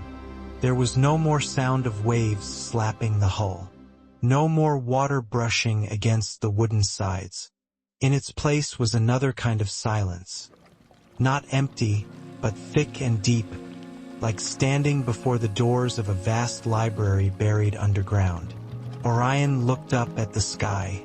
We're about to reach the boundary. Boundary of what? Elara asked.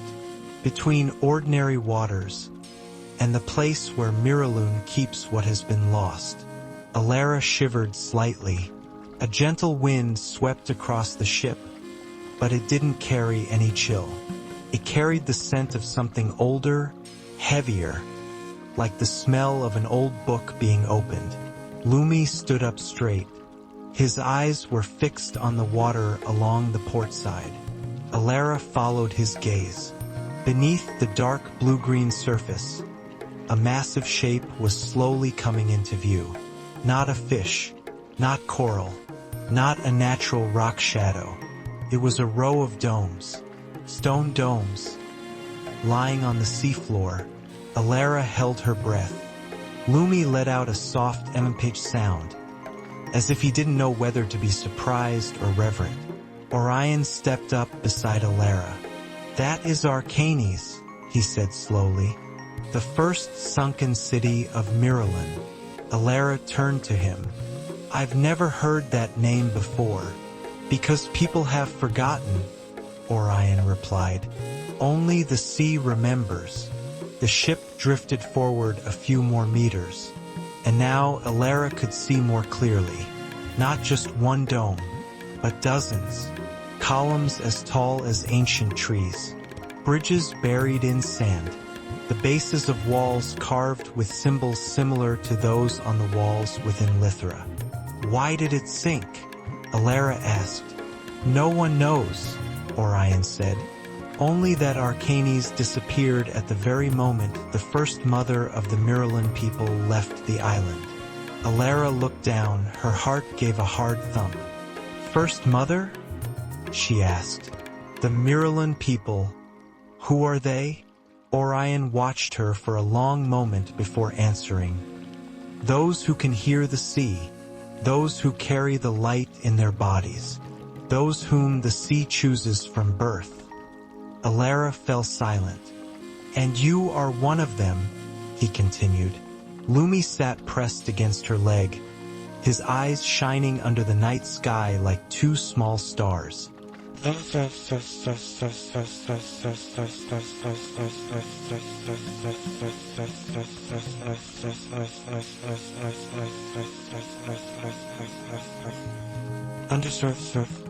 So the sunken city of Arcanis became clearer as whispering dawn glided past.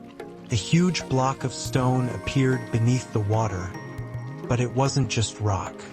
It was a sculpture, the face of a woman, graceful yet strong, eyes half closed as if in a dream, her hair braided into flowing lines, resembling the very streaks of light Elara had seen under the water on that first night. Who is that? Elara asked. Orion answered in a low voice. She is the one the sea calls the Keeper of Light, the last person who fully understood the meaning of the Miralyn mark. Elara held her breath. And? She asked softly. Does she have anything to do with my mother? Orion didn't answer immediately. He gazed down into the water, at the stone face half buried below. The wind stirred his hair lightly. Elara, he said at last.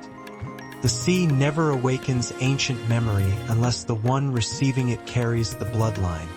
A heavy thud echoed in Elara's chest. She stepped back.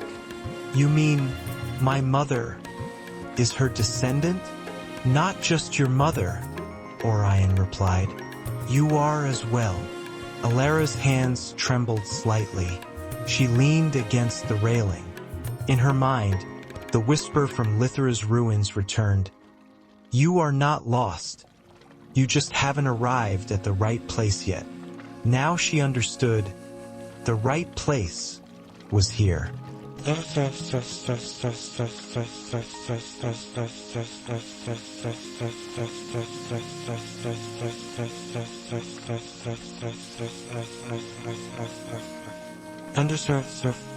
Sir Whispering Dawn stopped directly above the center of Arcanis. Below the water, the domes glowed faintly, like the breathing of a creature that had slept for too long. Lumi walked to the ship's edge and looked back at Elara. He let out a very small sound. Not fear, not anxiety, but it's time. Orion placed his hand on the helm. The sea is calling you down. Elara started. Down? You mean swim? Orion shook his head. Not swim. You won't need to dive. The sea will let you enter in its own way. Elara hadn't yet asked what way when beneath the surface, the silver-green light flared. Not a flash, not ordinary phosphorescence, but streams of light rising from the domes toward the surface like millions of tiny flames. Elara instinctively stepped back. Lumi pushed forward to stand in front of her, body lowered slightly as if to shield her. But Orion said, There's no danger. That is the gate of Arcanis. A thin layer of water rose from the depths of the city, curling in a circle around Whispering Dawn. That water was not wet, not cold, felt like breath, like mist, like memory. Elara reached her hand into it. The water clung lightly to her skin, like someone placing a very old kiss on her wrist. The water began forming a large circle around the ship. Then it opened. The space right in the middle of the sea split apart like a thin curtain being lifted. Beneath that curtain was not water. It was a path of light, curved way downward, solid yet transparent, soft yet sure. Orion said, "Elara, only one who bears the Miralyn mark is allowed to step in. The others must wait on the ship." Elara looked back at the other passengers. They nodded. No one objected. No one was afraid, as if the stillness of Arcanis had made them gentle and quiet. "You don't have to go alone," Orion said. "Some are allowed to go with you." Elara glanced around. "Lumi," Orion continued. "He is one of them." Lumi lifted his head. He looked as though he had been ready for a long time. "Elara," Orion said, "if there is an answer about your mother down there, then there is an answer about you as well." Elara drew in a long, steady breath. The sea was vast and dark. The light below was waiting. The sunken domes were breathing. And a part of her heart, hazy for so many years, was slowly beginning to take its true shape. She walked to the edge of the ship, Lumi at her side. Everyone watched. Elara placed her foot on the path of light. It was warm, not cold like seawater, and not dry like earth, but like the warmth of a chest breathing steadily. She turned back to Orion. "Will you wait for me?" "Always," he said. Elara nodded, and with Lumi beside her, she stepped down, into the heart of the sea, toward Arcanis, the city once forgotten, where her mother had left her final message. The path of light carried Elara and Lumi downward as if leading them into the inside of a dream. The air around them wasn't dense, not wet like seawater, but light like mist. The deeper they went, the softer the light became, spreading evenly along the curved passage, unhurried, unthreatening, as if simply inviting them on. Elara placed her hand on the path of light. It was not stone, not glass, not water. It felt like something woven from the very slow, very deep breath of the sea. Lumi walked one step ahead. He wasn't afraid of the depth. He wasn't afraid of the silence. He just walked steadily. Slow, sure. His ears turned forward as though he could hear a sound human ears could not. "Elara!" A tiny whisper rose from somewhere. It wasn't a voice from the ship. It wasn't Orion. It sounded like the echo of a memory. Elara gently gripped the fur around Lumi's neck. He turned to look at her, eyes soft, tail giving a small wag. "Did you hear that?" Elara asked very quietly. Lumi didn't answer with a sound, but his eyes said enough. Yes. The sloping path of light led them down into an open space. The moment Elara's foot touched the ground, her breath caught. Arcanis, the city she thought had sunk, had not sunk. Or rather, it had sunk into the sea, but was wrapped in a layer of light that kept the inside completely dry, like a vast bubble, preserving everything that had once lived here. Elara stood there, heart pounding in strong beats, her eyes widening with every new thing she saw. Blocks of pale green stone houses, towering columns, curved-top domes, and countless pathways weaving through each other like soft threads. Miralun's silver-green light flowed along the carved lines in the stone, like blood running through a human body. Mother once stood here, Elara thought, and that thought made her heart soften, as if an old wound had been touched. Lumi stepped forward, nose to the ground, sniffing lightly. He walked without a trace of hesitation, as if he had been here long ago. Elara. The whisper came again, clearer this time. She turned. No one stood behind her, in front of her, or beside her. Only the light from the stone walls pouring down onto Arcanis' streets. Mother's breath is still here, she thought, and in that moment, she knew for certain. Her mother's memories had never vanished. The sea had kept them, and now it was returning them piece by piece. Elara followed Lumi to a small square at the heart of Arcanis. In the center of the square was a shallow pool, flat as a mirror, but strangely, the water in the pool did not move. It did not reflect. It was still like stone. Lumi stopped at the edge of the pool. He lowered his head and touched his nose to the surface. A beam of light flared up, as fast as lightning but as soft as silk. Elara startled, but Lumi stayed where he was, as if he knew it would not harm him. From the surface of the pool, the light burst open, then drew back into a small circle the size of a hand. That circle rose from the water, floating in midair. Elara recognized it immediately. The crescent moon within the circle, the symbol that had appeared on the sea, that had shone on the stone walls, and that had glowed inside her when she saw her mother's memory. Elara reached out her hand. The ring of light responded, drifting toward her as if pulled. When her fingertips touched it, the entire square changed color. The space around them turned into flowing light. The light coiled like silver smoke. Elara heard waves, heard wind, heard footsteps, but not her footsteps, not the wind of the present. They were the sounds of another time. An image opened as clear as if seen through curved glass. A young woman stood in the middle of Arcanis' square, her long hair tied back, her ash-colored clothes soft on her shoulders. Her eyes were clear, as calm as the surface of a pool. Elara clutched the edge of a nearby stone table. She recognized the woman instantly.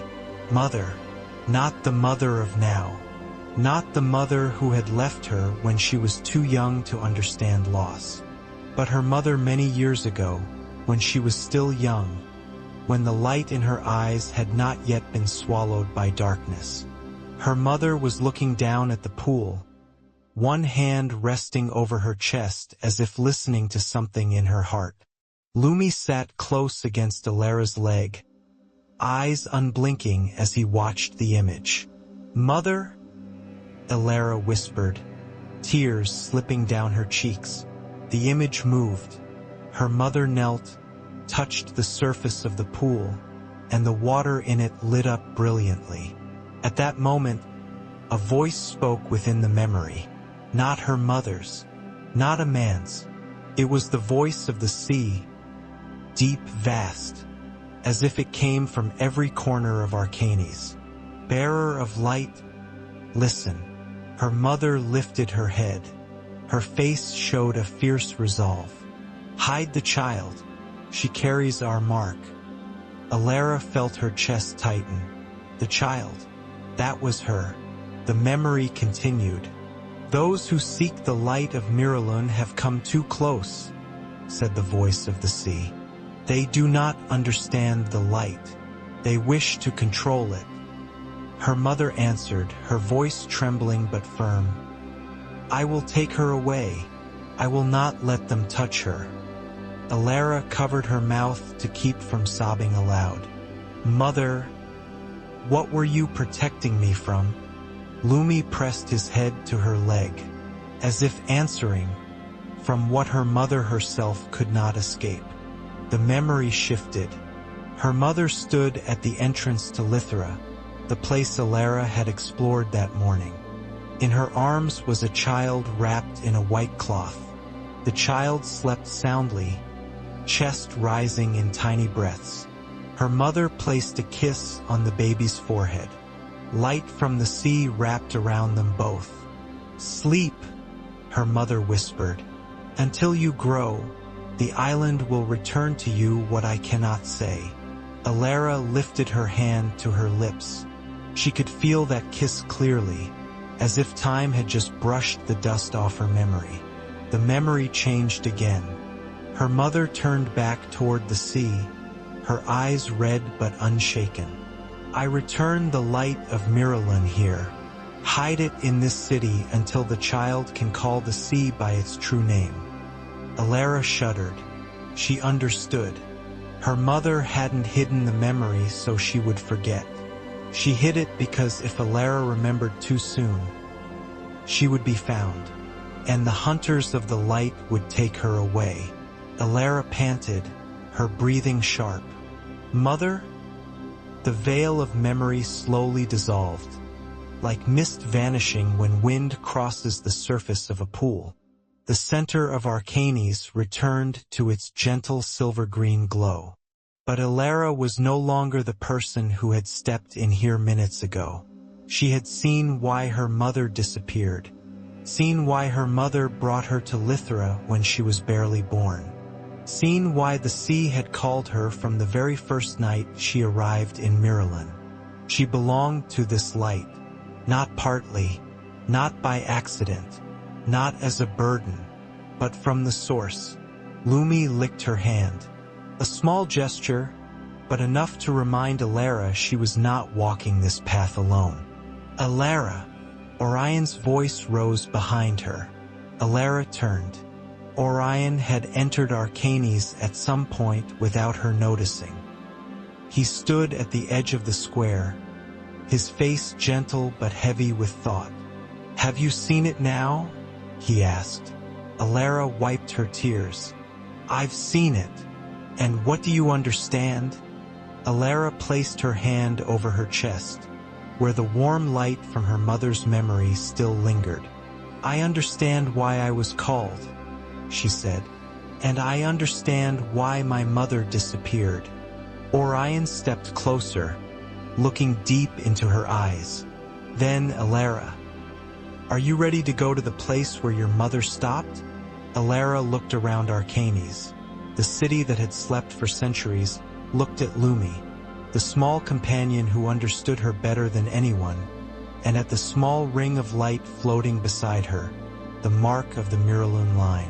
She took a slow, steady breath. "I'm ready." The light within the city shifted in color, like the long sigh of the sea turning into a smile.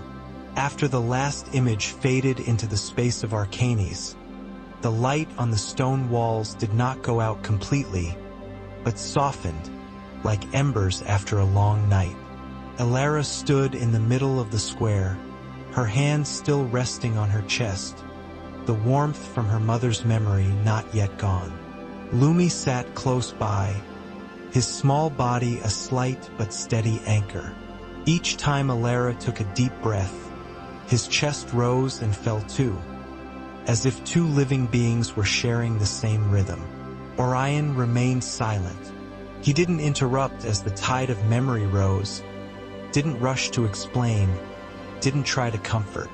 He simply stood like a witness, letting Elara connect with her own past before she moved on. After a while, he finally spoke. "Arcanis isn't fully open yet." Elara turned. "You mean there's more?" Orion nodded slightly. "You've only just touched the first layers. The deepest part, where Miralun keeps its own light, is still closed." Elara looked around. The city was as quiet as a still lake. But beneath that quiet, she could clearly feel another level of movement, the level of something waiting. "How do I open it?" she asked. Orion didn't answer immediately. He placed his hand on a nearby stone pillar, his gaze deepening another shade. "The core chamber only opens when someone dares to say to the sea, 'I'm ready not only to listen, but to speak on behalf of the sea.'" Elara blinked. "I thought being called by the sea was enough. Orion gently shook his head. Being called is one thing. Answering is another. He looked straight at her. You want to know why your mother disappeared. You want to understand who you are. You want to reach the very heart of Miralune's light. But in return, you must accept that from now on, you will no longer live only for yourself. Lumi let out a small whine. Elara bent down to stroke his head. Not live only for myself. What does that mean? Orion spoke slowly. The sea doesn't need a hero. It needs someone who can listen and carry its peace onward. If you step into the core chamber, the light of Miralune will settle more clearly in your body than it does now. You will become the voice of the sea, wherever you set foot. He paused for a moment, then added, You will still live as an ordinary person, still laugh, still love, still grow tired, still rest. But deep beneath all of that, there will always be one current, the sea flowing through you. Elara was quiet, not because she was afraid, but because she was listening very carefully to another voice, the one inside herself. Like those nights she stayed up late in the old city. In the silence, there was always something calling very softly, Don't switch off the gentle part of you. Now she understood that voice was the same light that had led her here. Lumi pressed the top of his head against Elara's knee. A small gesture, but like a nod. You don't have to walk alone anymore, his eyes seemed to say. We're going together. Elara let out a very soft sigh. Not a sigh of defeat, but like dropping a heavy stone to the bottom of the water. I have lived too long as someone trying to separate myself from everything, she said, her voice low. I ran away from the city, pulled away from its pace, pulled away from my own feelings. But the more I ran, the more exhausted I became. She lifted her head. If I accept becoming the voice of the sea, at least, I won't be empty anymore. I'll belong to something broader, softer, kinder. Orion smiled. This time, the smile was no longer distant like before, but closer, like a family member's smile. So your answer is? Elara placed her hand over her heart, where the warmth of her mother's memory was still spreading. I want to enter the core chamber, she said clearly, and I accept, even if, after that, I can't go back to who I used to be. Lumi barked softly, his tail wagging as if in approval. The moment her words ended, the ground beneath her feet trembled very slightly. Not a frightening tremor, but as if the city were inhaling.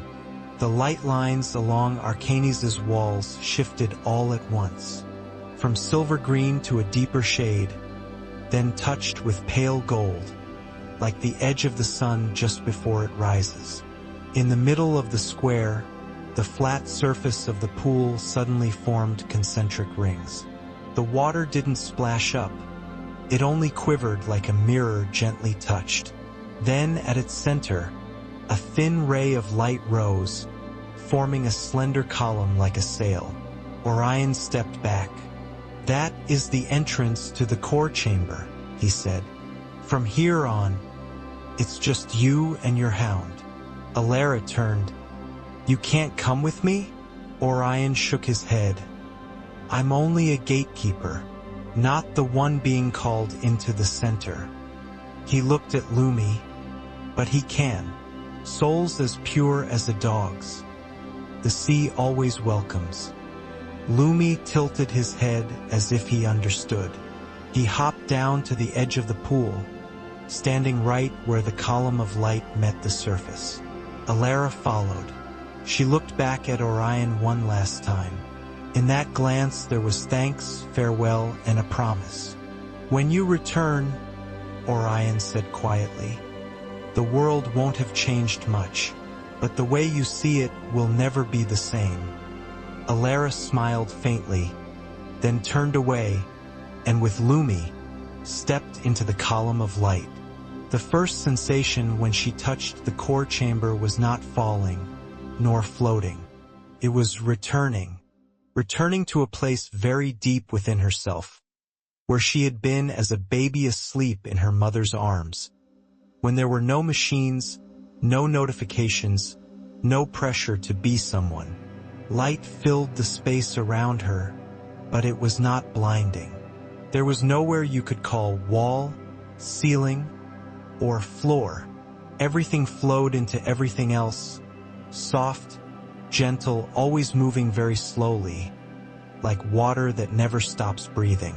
Lumi walked at her side, his fur blending into the light, making him look like a dog drawn from mist.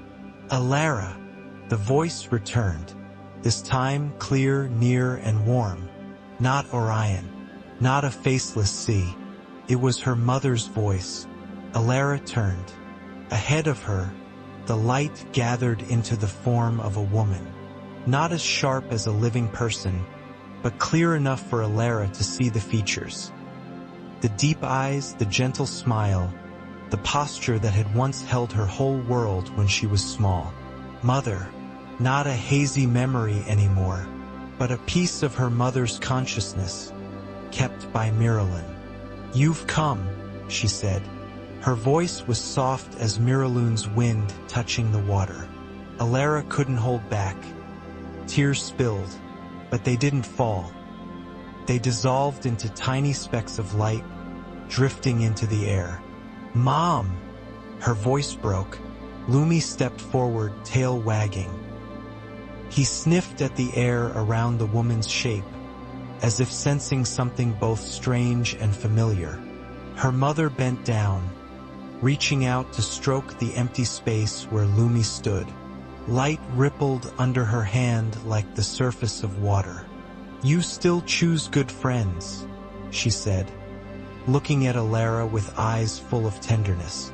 Elara laughed through her tears. "I have endless questions," she burst out. "Why did you leave? Why did you have to bring me here? Why do I carry this light?"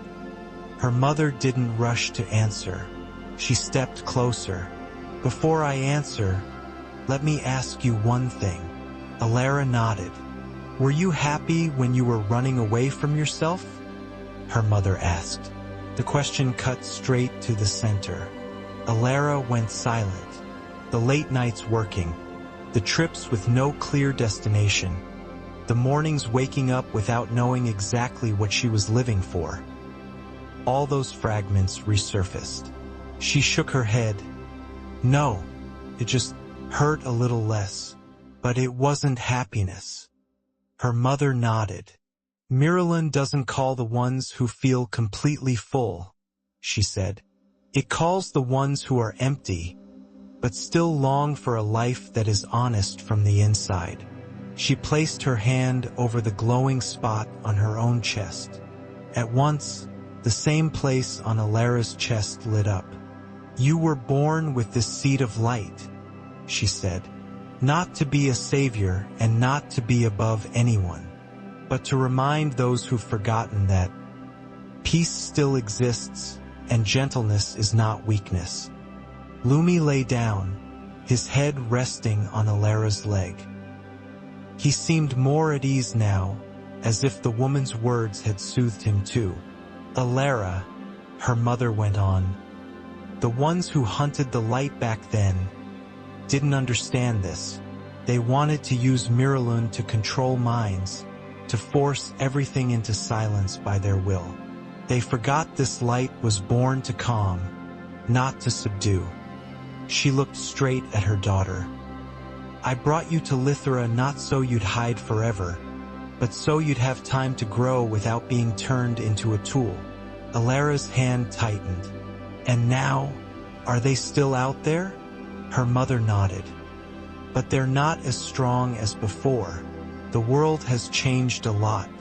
Today's constant noise harms them too." She smiled sadly. "Those who want to control everything with forced silence are eventually swallowed by that very silence." Elara drew a deep breath. So what do I do now? Her mother stepped closer, the light around her shifting like a flowing robe. You have two choices, she said, enunciating each word. 1.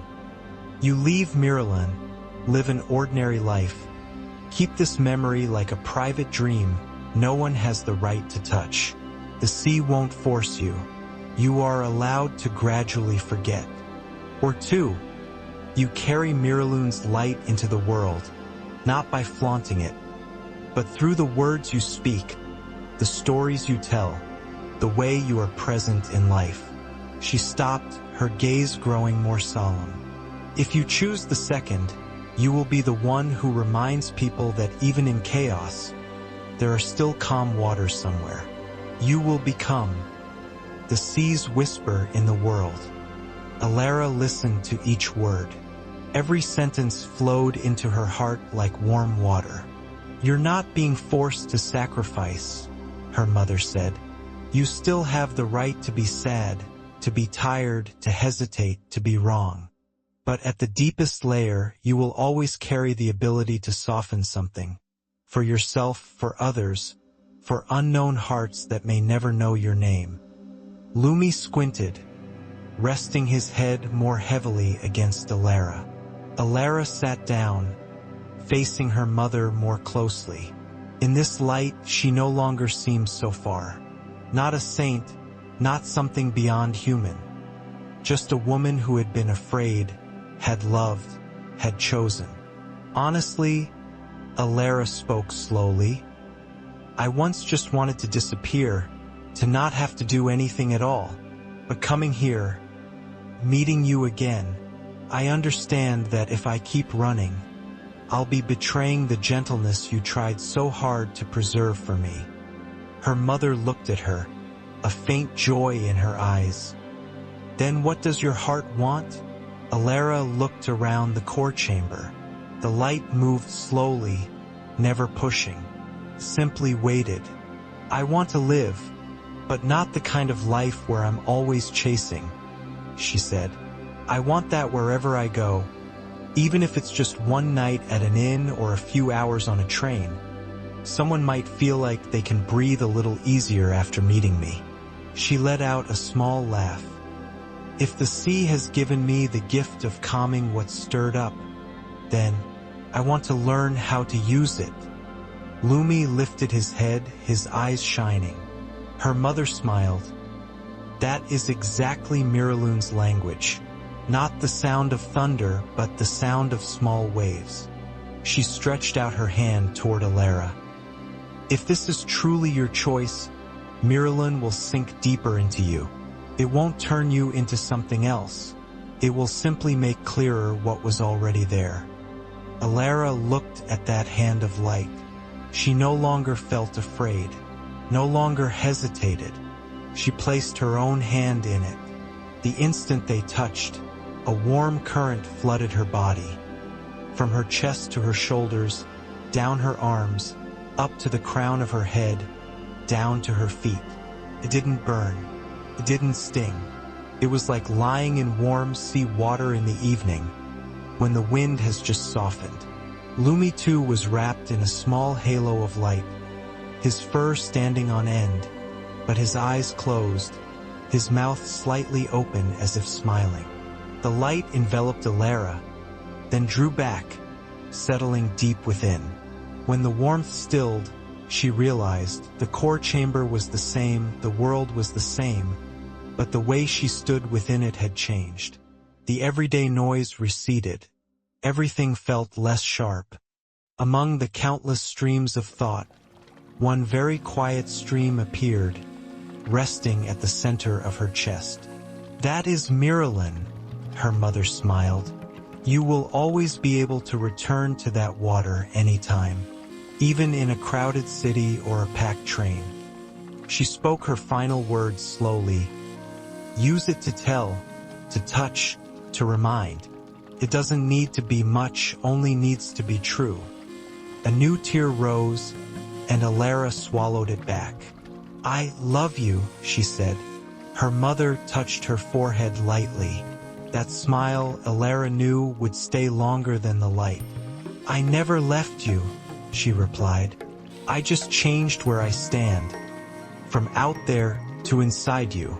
Her form faded, not in pain, not in tragedy, but like someone blowing out a candle before going to sleep. The core chamber fell quiet again, the light drifting softly. Lumi stood up, stretched, then nudged his head against Elara's hand. "Yeah," Elara said quietly. "Let's go back." As Elara and Lumi walked back up along the path of light, Arcanis slept beneath them. But this time, she felt the city was no longer lonely. It was like an old person who had just had their story retold to them, content and at peace, eyes closing. The path of light brought them back to the surface of the sea. Whispering dawn appeared under a sky full of stars. Orion stood on deck, eyes fixed on the place where the path ended. Elara set foot on the wooden boards. The ship's gentle sway, the smell of salt, the soft sound of waves. All of it poured into her senses again, but no longer felt heavy. Lumi shook himself hard, his fur rippling, then lifted his head and barked once, clear but soft. Orion looked at Elara. For the first time, a distinct joy flashed in his old eyes. "You've met her." He didn't say your mother, but Elara understood. She nodded. "And you have chosen," he said. "I have," Elara replied, her voice no longer trembling. The sea around the ship softened in color, the guiding streak of light slowly dissolving into the water, as if its work were done. Out at the horizon, the sky began to change ever so slightly. Pale blue traces slipping into the night, signaling some kind of dawn was coming, even if not yet tomorrow's morning. Elara rested her hands on the rail, Lumi at her side, the wind threading through her hair. In that breath, she no longer felt like someone running from the past, but like someone carrying what had just been given. A whisper seemed to rise, very far, very deep. "Tell, soothe, be there the way the sea is there." Elara closed her eyes, smiling.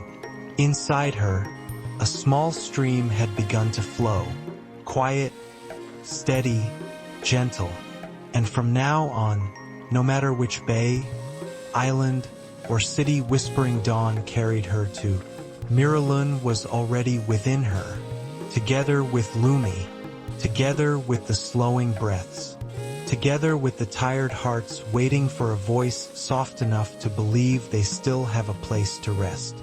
The night after leaving Arcanis, Whispering Dawn drifted across the Miralun Sea like a quiet leaf.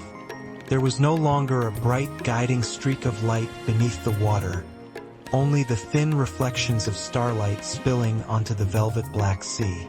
The night wind was gentle, not too cold, the salty smell of the sea less sharp, replaced by the faint scent of something softer, like the smell of an old shirt hung out to dry in the wind. Elara sat at the aft deck, her back resting against the wooden rail, Lumi curled up beside her, his head resting on her leg. At the long table, a few passengers were still awake. Someone was slowly turning a teacup in their hands. Someone else leaned their chin on their hand, staring into the distant dark. Another kept flipping the same page of a book without reading a single word. Orion stood near the helm, the yellow lamplight laying over his face, melding his wrinkles with the sea that had long been part of him. He watched everything silent as always. Elara sensed something strange. The heart of the sea was very calm, but on the ship, there were still small waves, waves belonging to minds that had not yet been able to set themselves down. She realized this was exactly where her new gift needed to begin. Orion walked over to the dining table, tapping his fingertip lightly against the wood. "Hard to sleep tonight?" The English couple laughed, The South African girl shrugged. Maybe because tomorrow is the last day. Everyone's a bit reluctant to let go. The Lyrian brothers glanced at each other, a hint of wistfulness flickering in their eyes. Orion turned to Elara. Do you want to try? Elara looked up. Try what? He smiled. You can already listen to the sea. Tonight, try speaking for the sea. The whole table fell silent. All the gazes were soft. No one rushed her, no one seemed demanding, but everyone was willing to listen. Lumi lifted his head, looking up at Elara as if cheering her on. In her chest, the warm current Miraloon had placed in the core chamber stirred. Not loudly, not insistently, just like a small stream wanting to flow. Elara took a deep breath. Okay, she said, her voice quiet but clear. But I'm not going to tell some grand tale. I'll just tell you about one afternoon. Orion nodded. That's what the sea likes most. Small things that are true. They shifted closer together around the wooden table.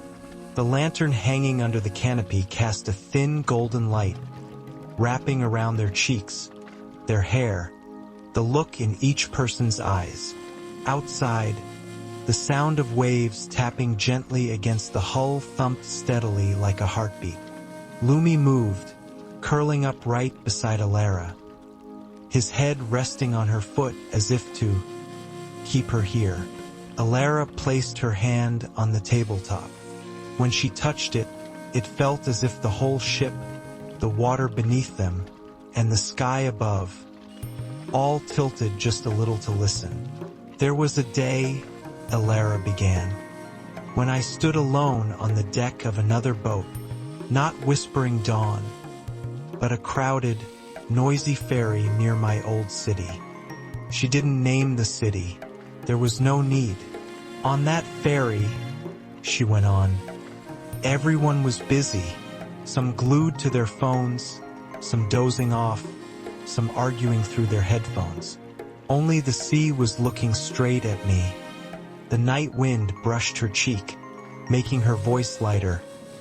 That day the sea wasn't postcard beautiful. The water was murky, the sky gray, the waves not high but constant. But it was on that very day that I discovered a secret. The sea kept repeating something very patiently. She gazed out at the dark water trailing behind the stern. No matter what the people on that ferry were doing, whether they were happy, annoyed, in love, or afraid, the waves still slapped against the hull and drew back. No judgment, no clinging. They didn't keep any of those stories on their backs. She smiled faintly. At the time I didn't know what Miraloon was, didn't know about Arien, Lythèra, or Arcanis, but the sea had already taught me this. You don't need to hold on to everything that passes through you to prove you matter.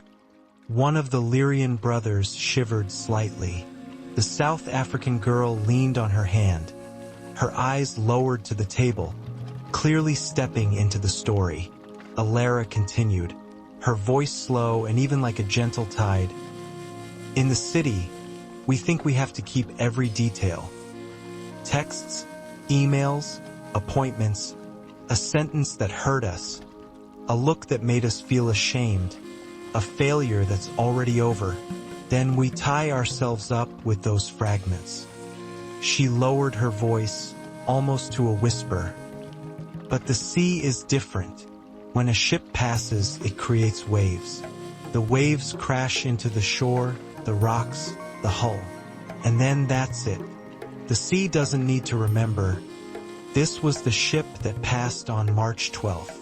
It simply goes back to being an open surface, ready for the next story. Lumi heaved a long, deep sigh, like someone sleeping very peacefully. Elara glanced at him, a soft curve at the corner of her mouth. Maybe the kindest thing we can do for ourselves is to be a little like the sea, to register everything that moves through us, feel it, learn from it, then let it roll away from the shore without keeping thousands of copies in our heads. She leaned back in her chair, letting the wind carry her last lines away. Tonight, maybe there's some ship in your chest, a half-finished conversation, something left unexplained, an apology no one said. The Moonlit Sea can't erase it for you, but it's ready to teach you how waves come and waves go. So you can look at that story the way you'd look at a small boat crossing the horizon. See it, wave to it, and let it leave. A soft stillness settled over the table. No one spoke. They didn't need to. A yawn sounded from where the English couple sat. The man covered his mouth, laughing. Sorry. My eyelids suddenly feel really heavy. The South African girl leaned back in her chair, her shoulders more relaxed. One of the Lyrian brothers looked up at the sky. It's strange.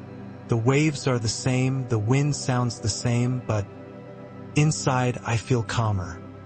Orion sat at a more distant chair, hands wrapped around a still warm cup of tea. He looked at Elara, and for the first time his face held a feeling that until now had only flickered, pride. Your first practice went well, he said quietly. Elara blushed, giving a vague smile. I just shared an ordinary memory. There is no memory that's just ordinary, Orion replied. Not when it's told by a heart that has stopped running away. Lumi rolled onto his side, belly up, paws slightly bent, mouth closed as though he were smiling. He had already fallen asleep. Elara stroked his fur lightly, then looked out at the sea. In the darkness, Miralun no longer glowed as it had on those strange nights before. But she knew that light had changed places. Some of it lay on the seafloor, some in ancient stone, and the most important part rested right in the middle of her chest. That night, everyone went to bed earlier. No one said it aloud, but each of them seemed to have shed a layer.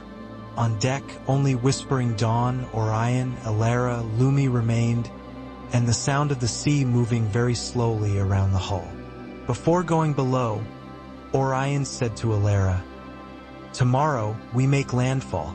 This is the last night of this journey on Miralun. Get some sleep. By morning you'll need a clear heart to say goodbye." Elara nodded. Before leaving the deck, she placed her hand on the rail, whispering into the dark water, "Thank you for giving me the chance to try being a whisper for the first time. Maybe it was just a newly formed habit." But right after that, a tiny wave tapped against the ship's side, light yet distinct, like a touch in reply. The last morning on Whispering Dawn was not more dazzling than the others, but Elara saw everything more clearly.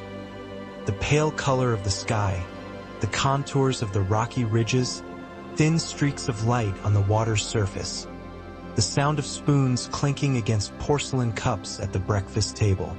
Miralun did not put on a show. It simply existed.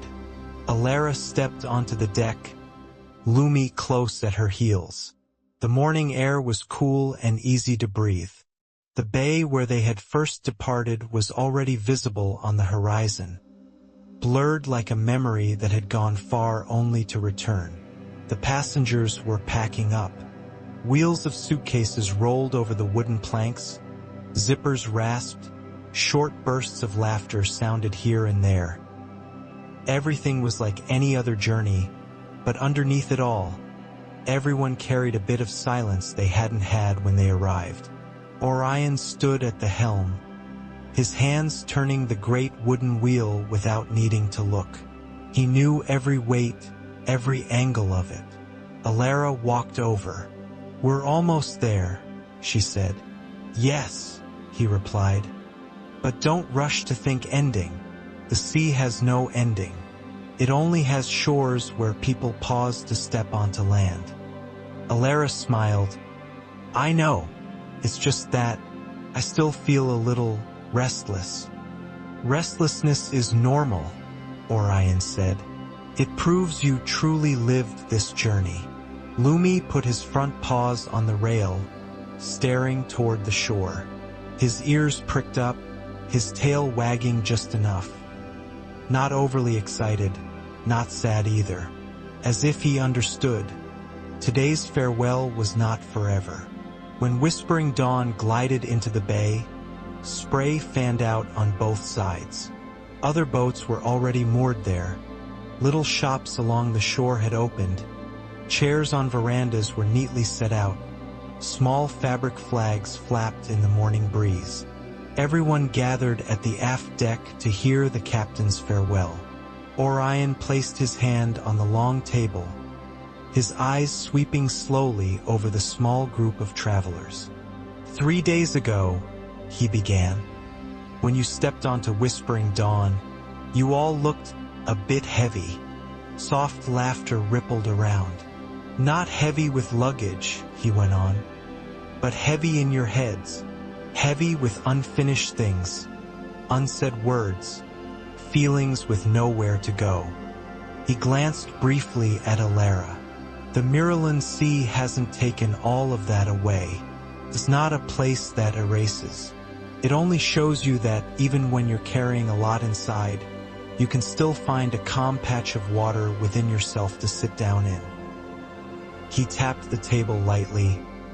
If, at some point after you leave here, you feel yourself pulled back into the rush again, remember something very simple. Breathe as if this ship were still drifting. A little longer, a little slower, a little gentler. That's enough to call back a small sea inside. No one clapped. There was no need. Faces softened. Someone's eyes shone a little more than usual. The very silence itself was already an answer.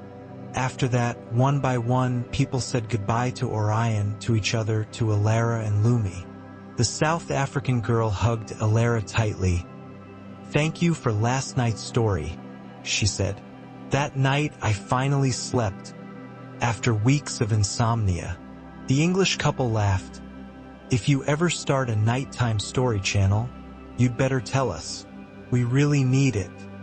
The Lyrian brothers nodded, one of them saying, "If we ever come back to Miralyn, I hope we meet you again, or at least a voice that tells stories like that."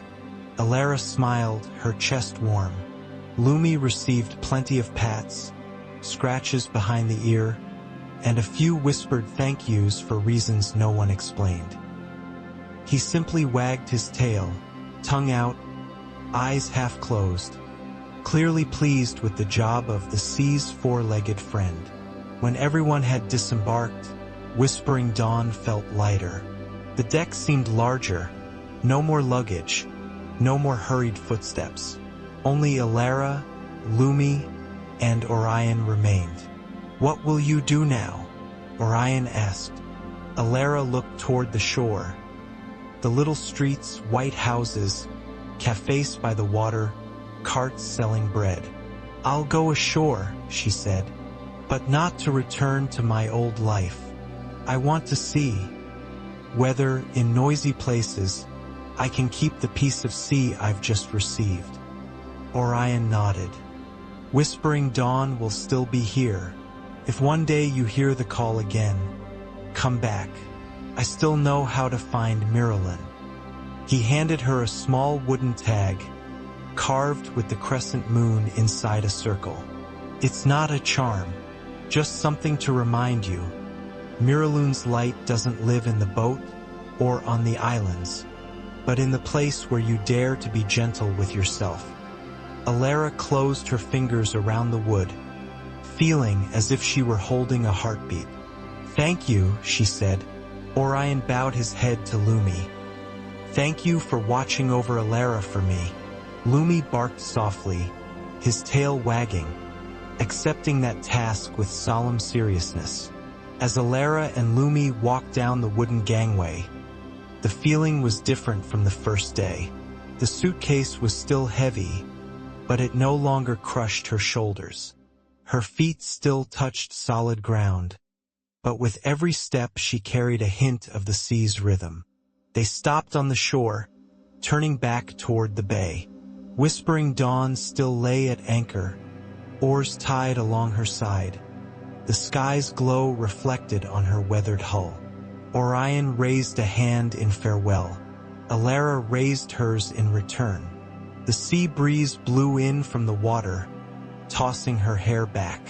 In that wind, there was something like a promise that needed no words. Elara looked at Lumi. "Hey," she said. "From now on, we're going to pass through a lot of places.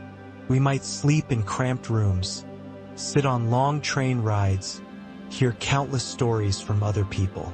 But every night, we'll tell a different kind of story, softer, slower, kinder." Lumi stared at her, his tail wagging hard. "Maybe," Elara smiled. "Somewhere, someone will hear, and they'll breathe a little slower. That alone is enough." They turned away from the bay and walked into the town. The sound of waves behind them grew fainter, but didn't disappear. It had only moved from the rocky shore behind her into the small current in Elara's chest. That night, in a small guest room at the end of a street, Elara opened the window. Outside, the sky was dark, with only a few yellow lights, soft voices of late walkers, the smell of baked bread mingling with the distant hint of salt. She laid out a blanket for Lumi, set up a little corner for him by the bed, then sat down with her back against the wall. There was no sea directly before her. No Arien, no Lythèra, no Arcanis. But with her eyes closed, Miralune's waves still sounded somewhere deeper inside. Calm, steady, patient. Elara spoke softly. No need for anyone to hear. "Hello! If you're tired tonight, if your head is full of restless things, if you feel lost in all the noise, then imagine a small boat drifting on the water. You're lying on the deck, a dog curled up beside you, and the sea doesn't ask anything of you at all. It only allows you to breathe a little slower."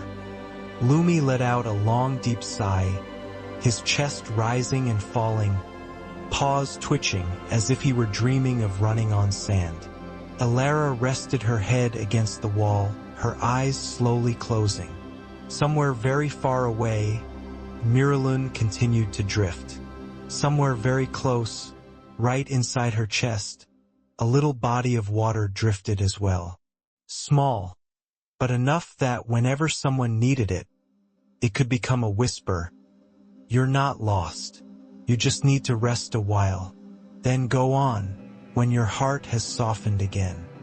The journey with Whispering Dawn ended here. But for Elara, for Lumi, and for anyone who ever hears the story retold, the Miralune's Sea still remains.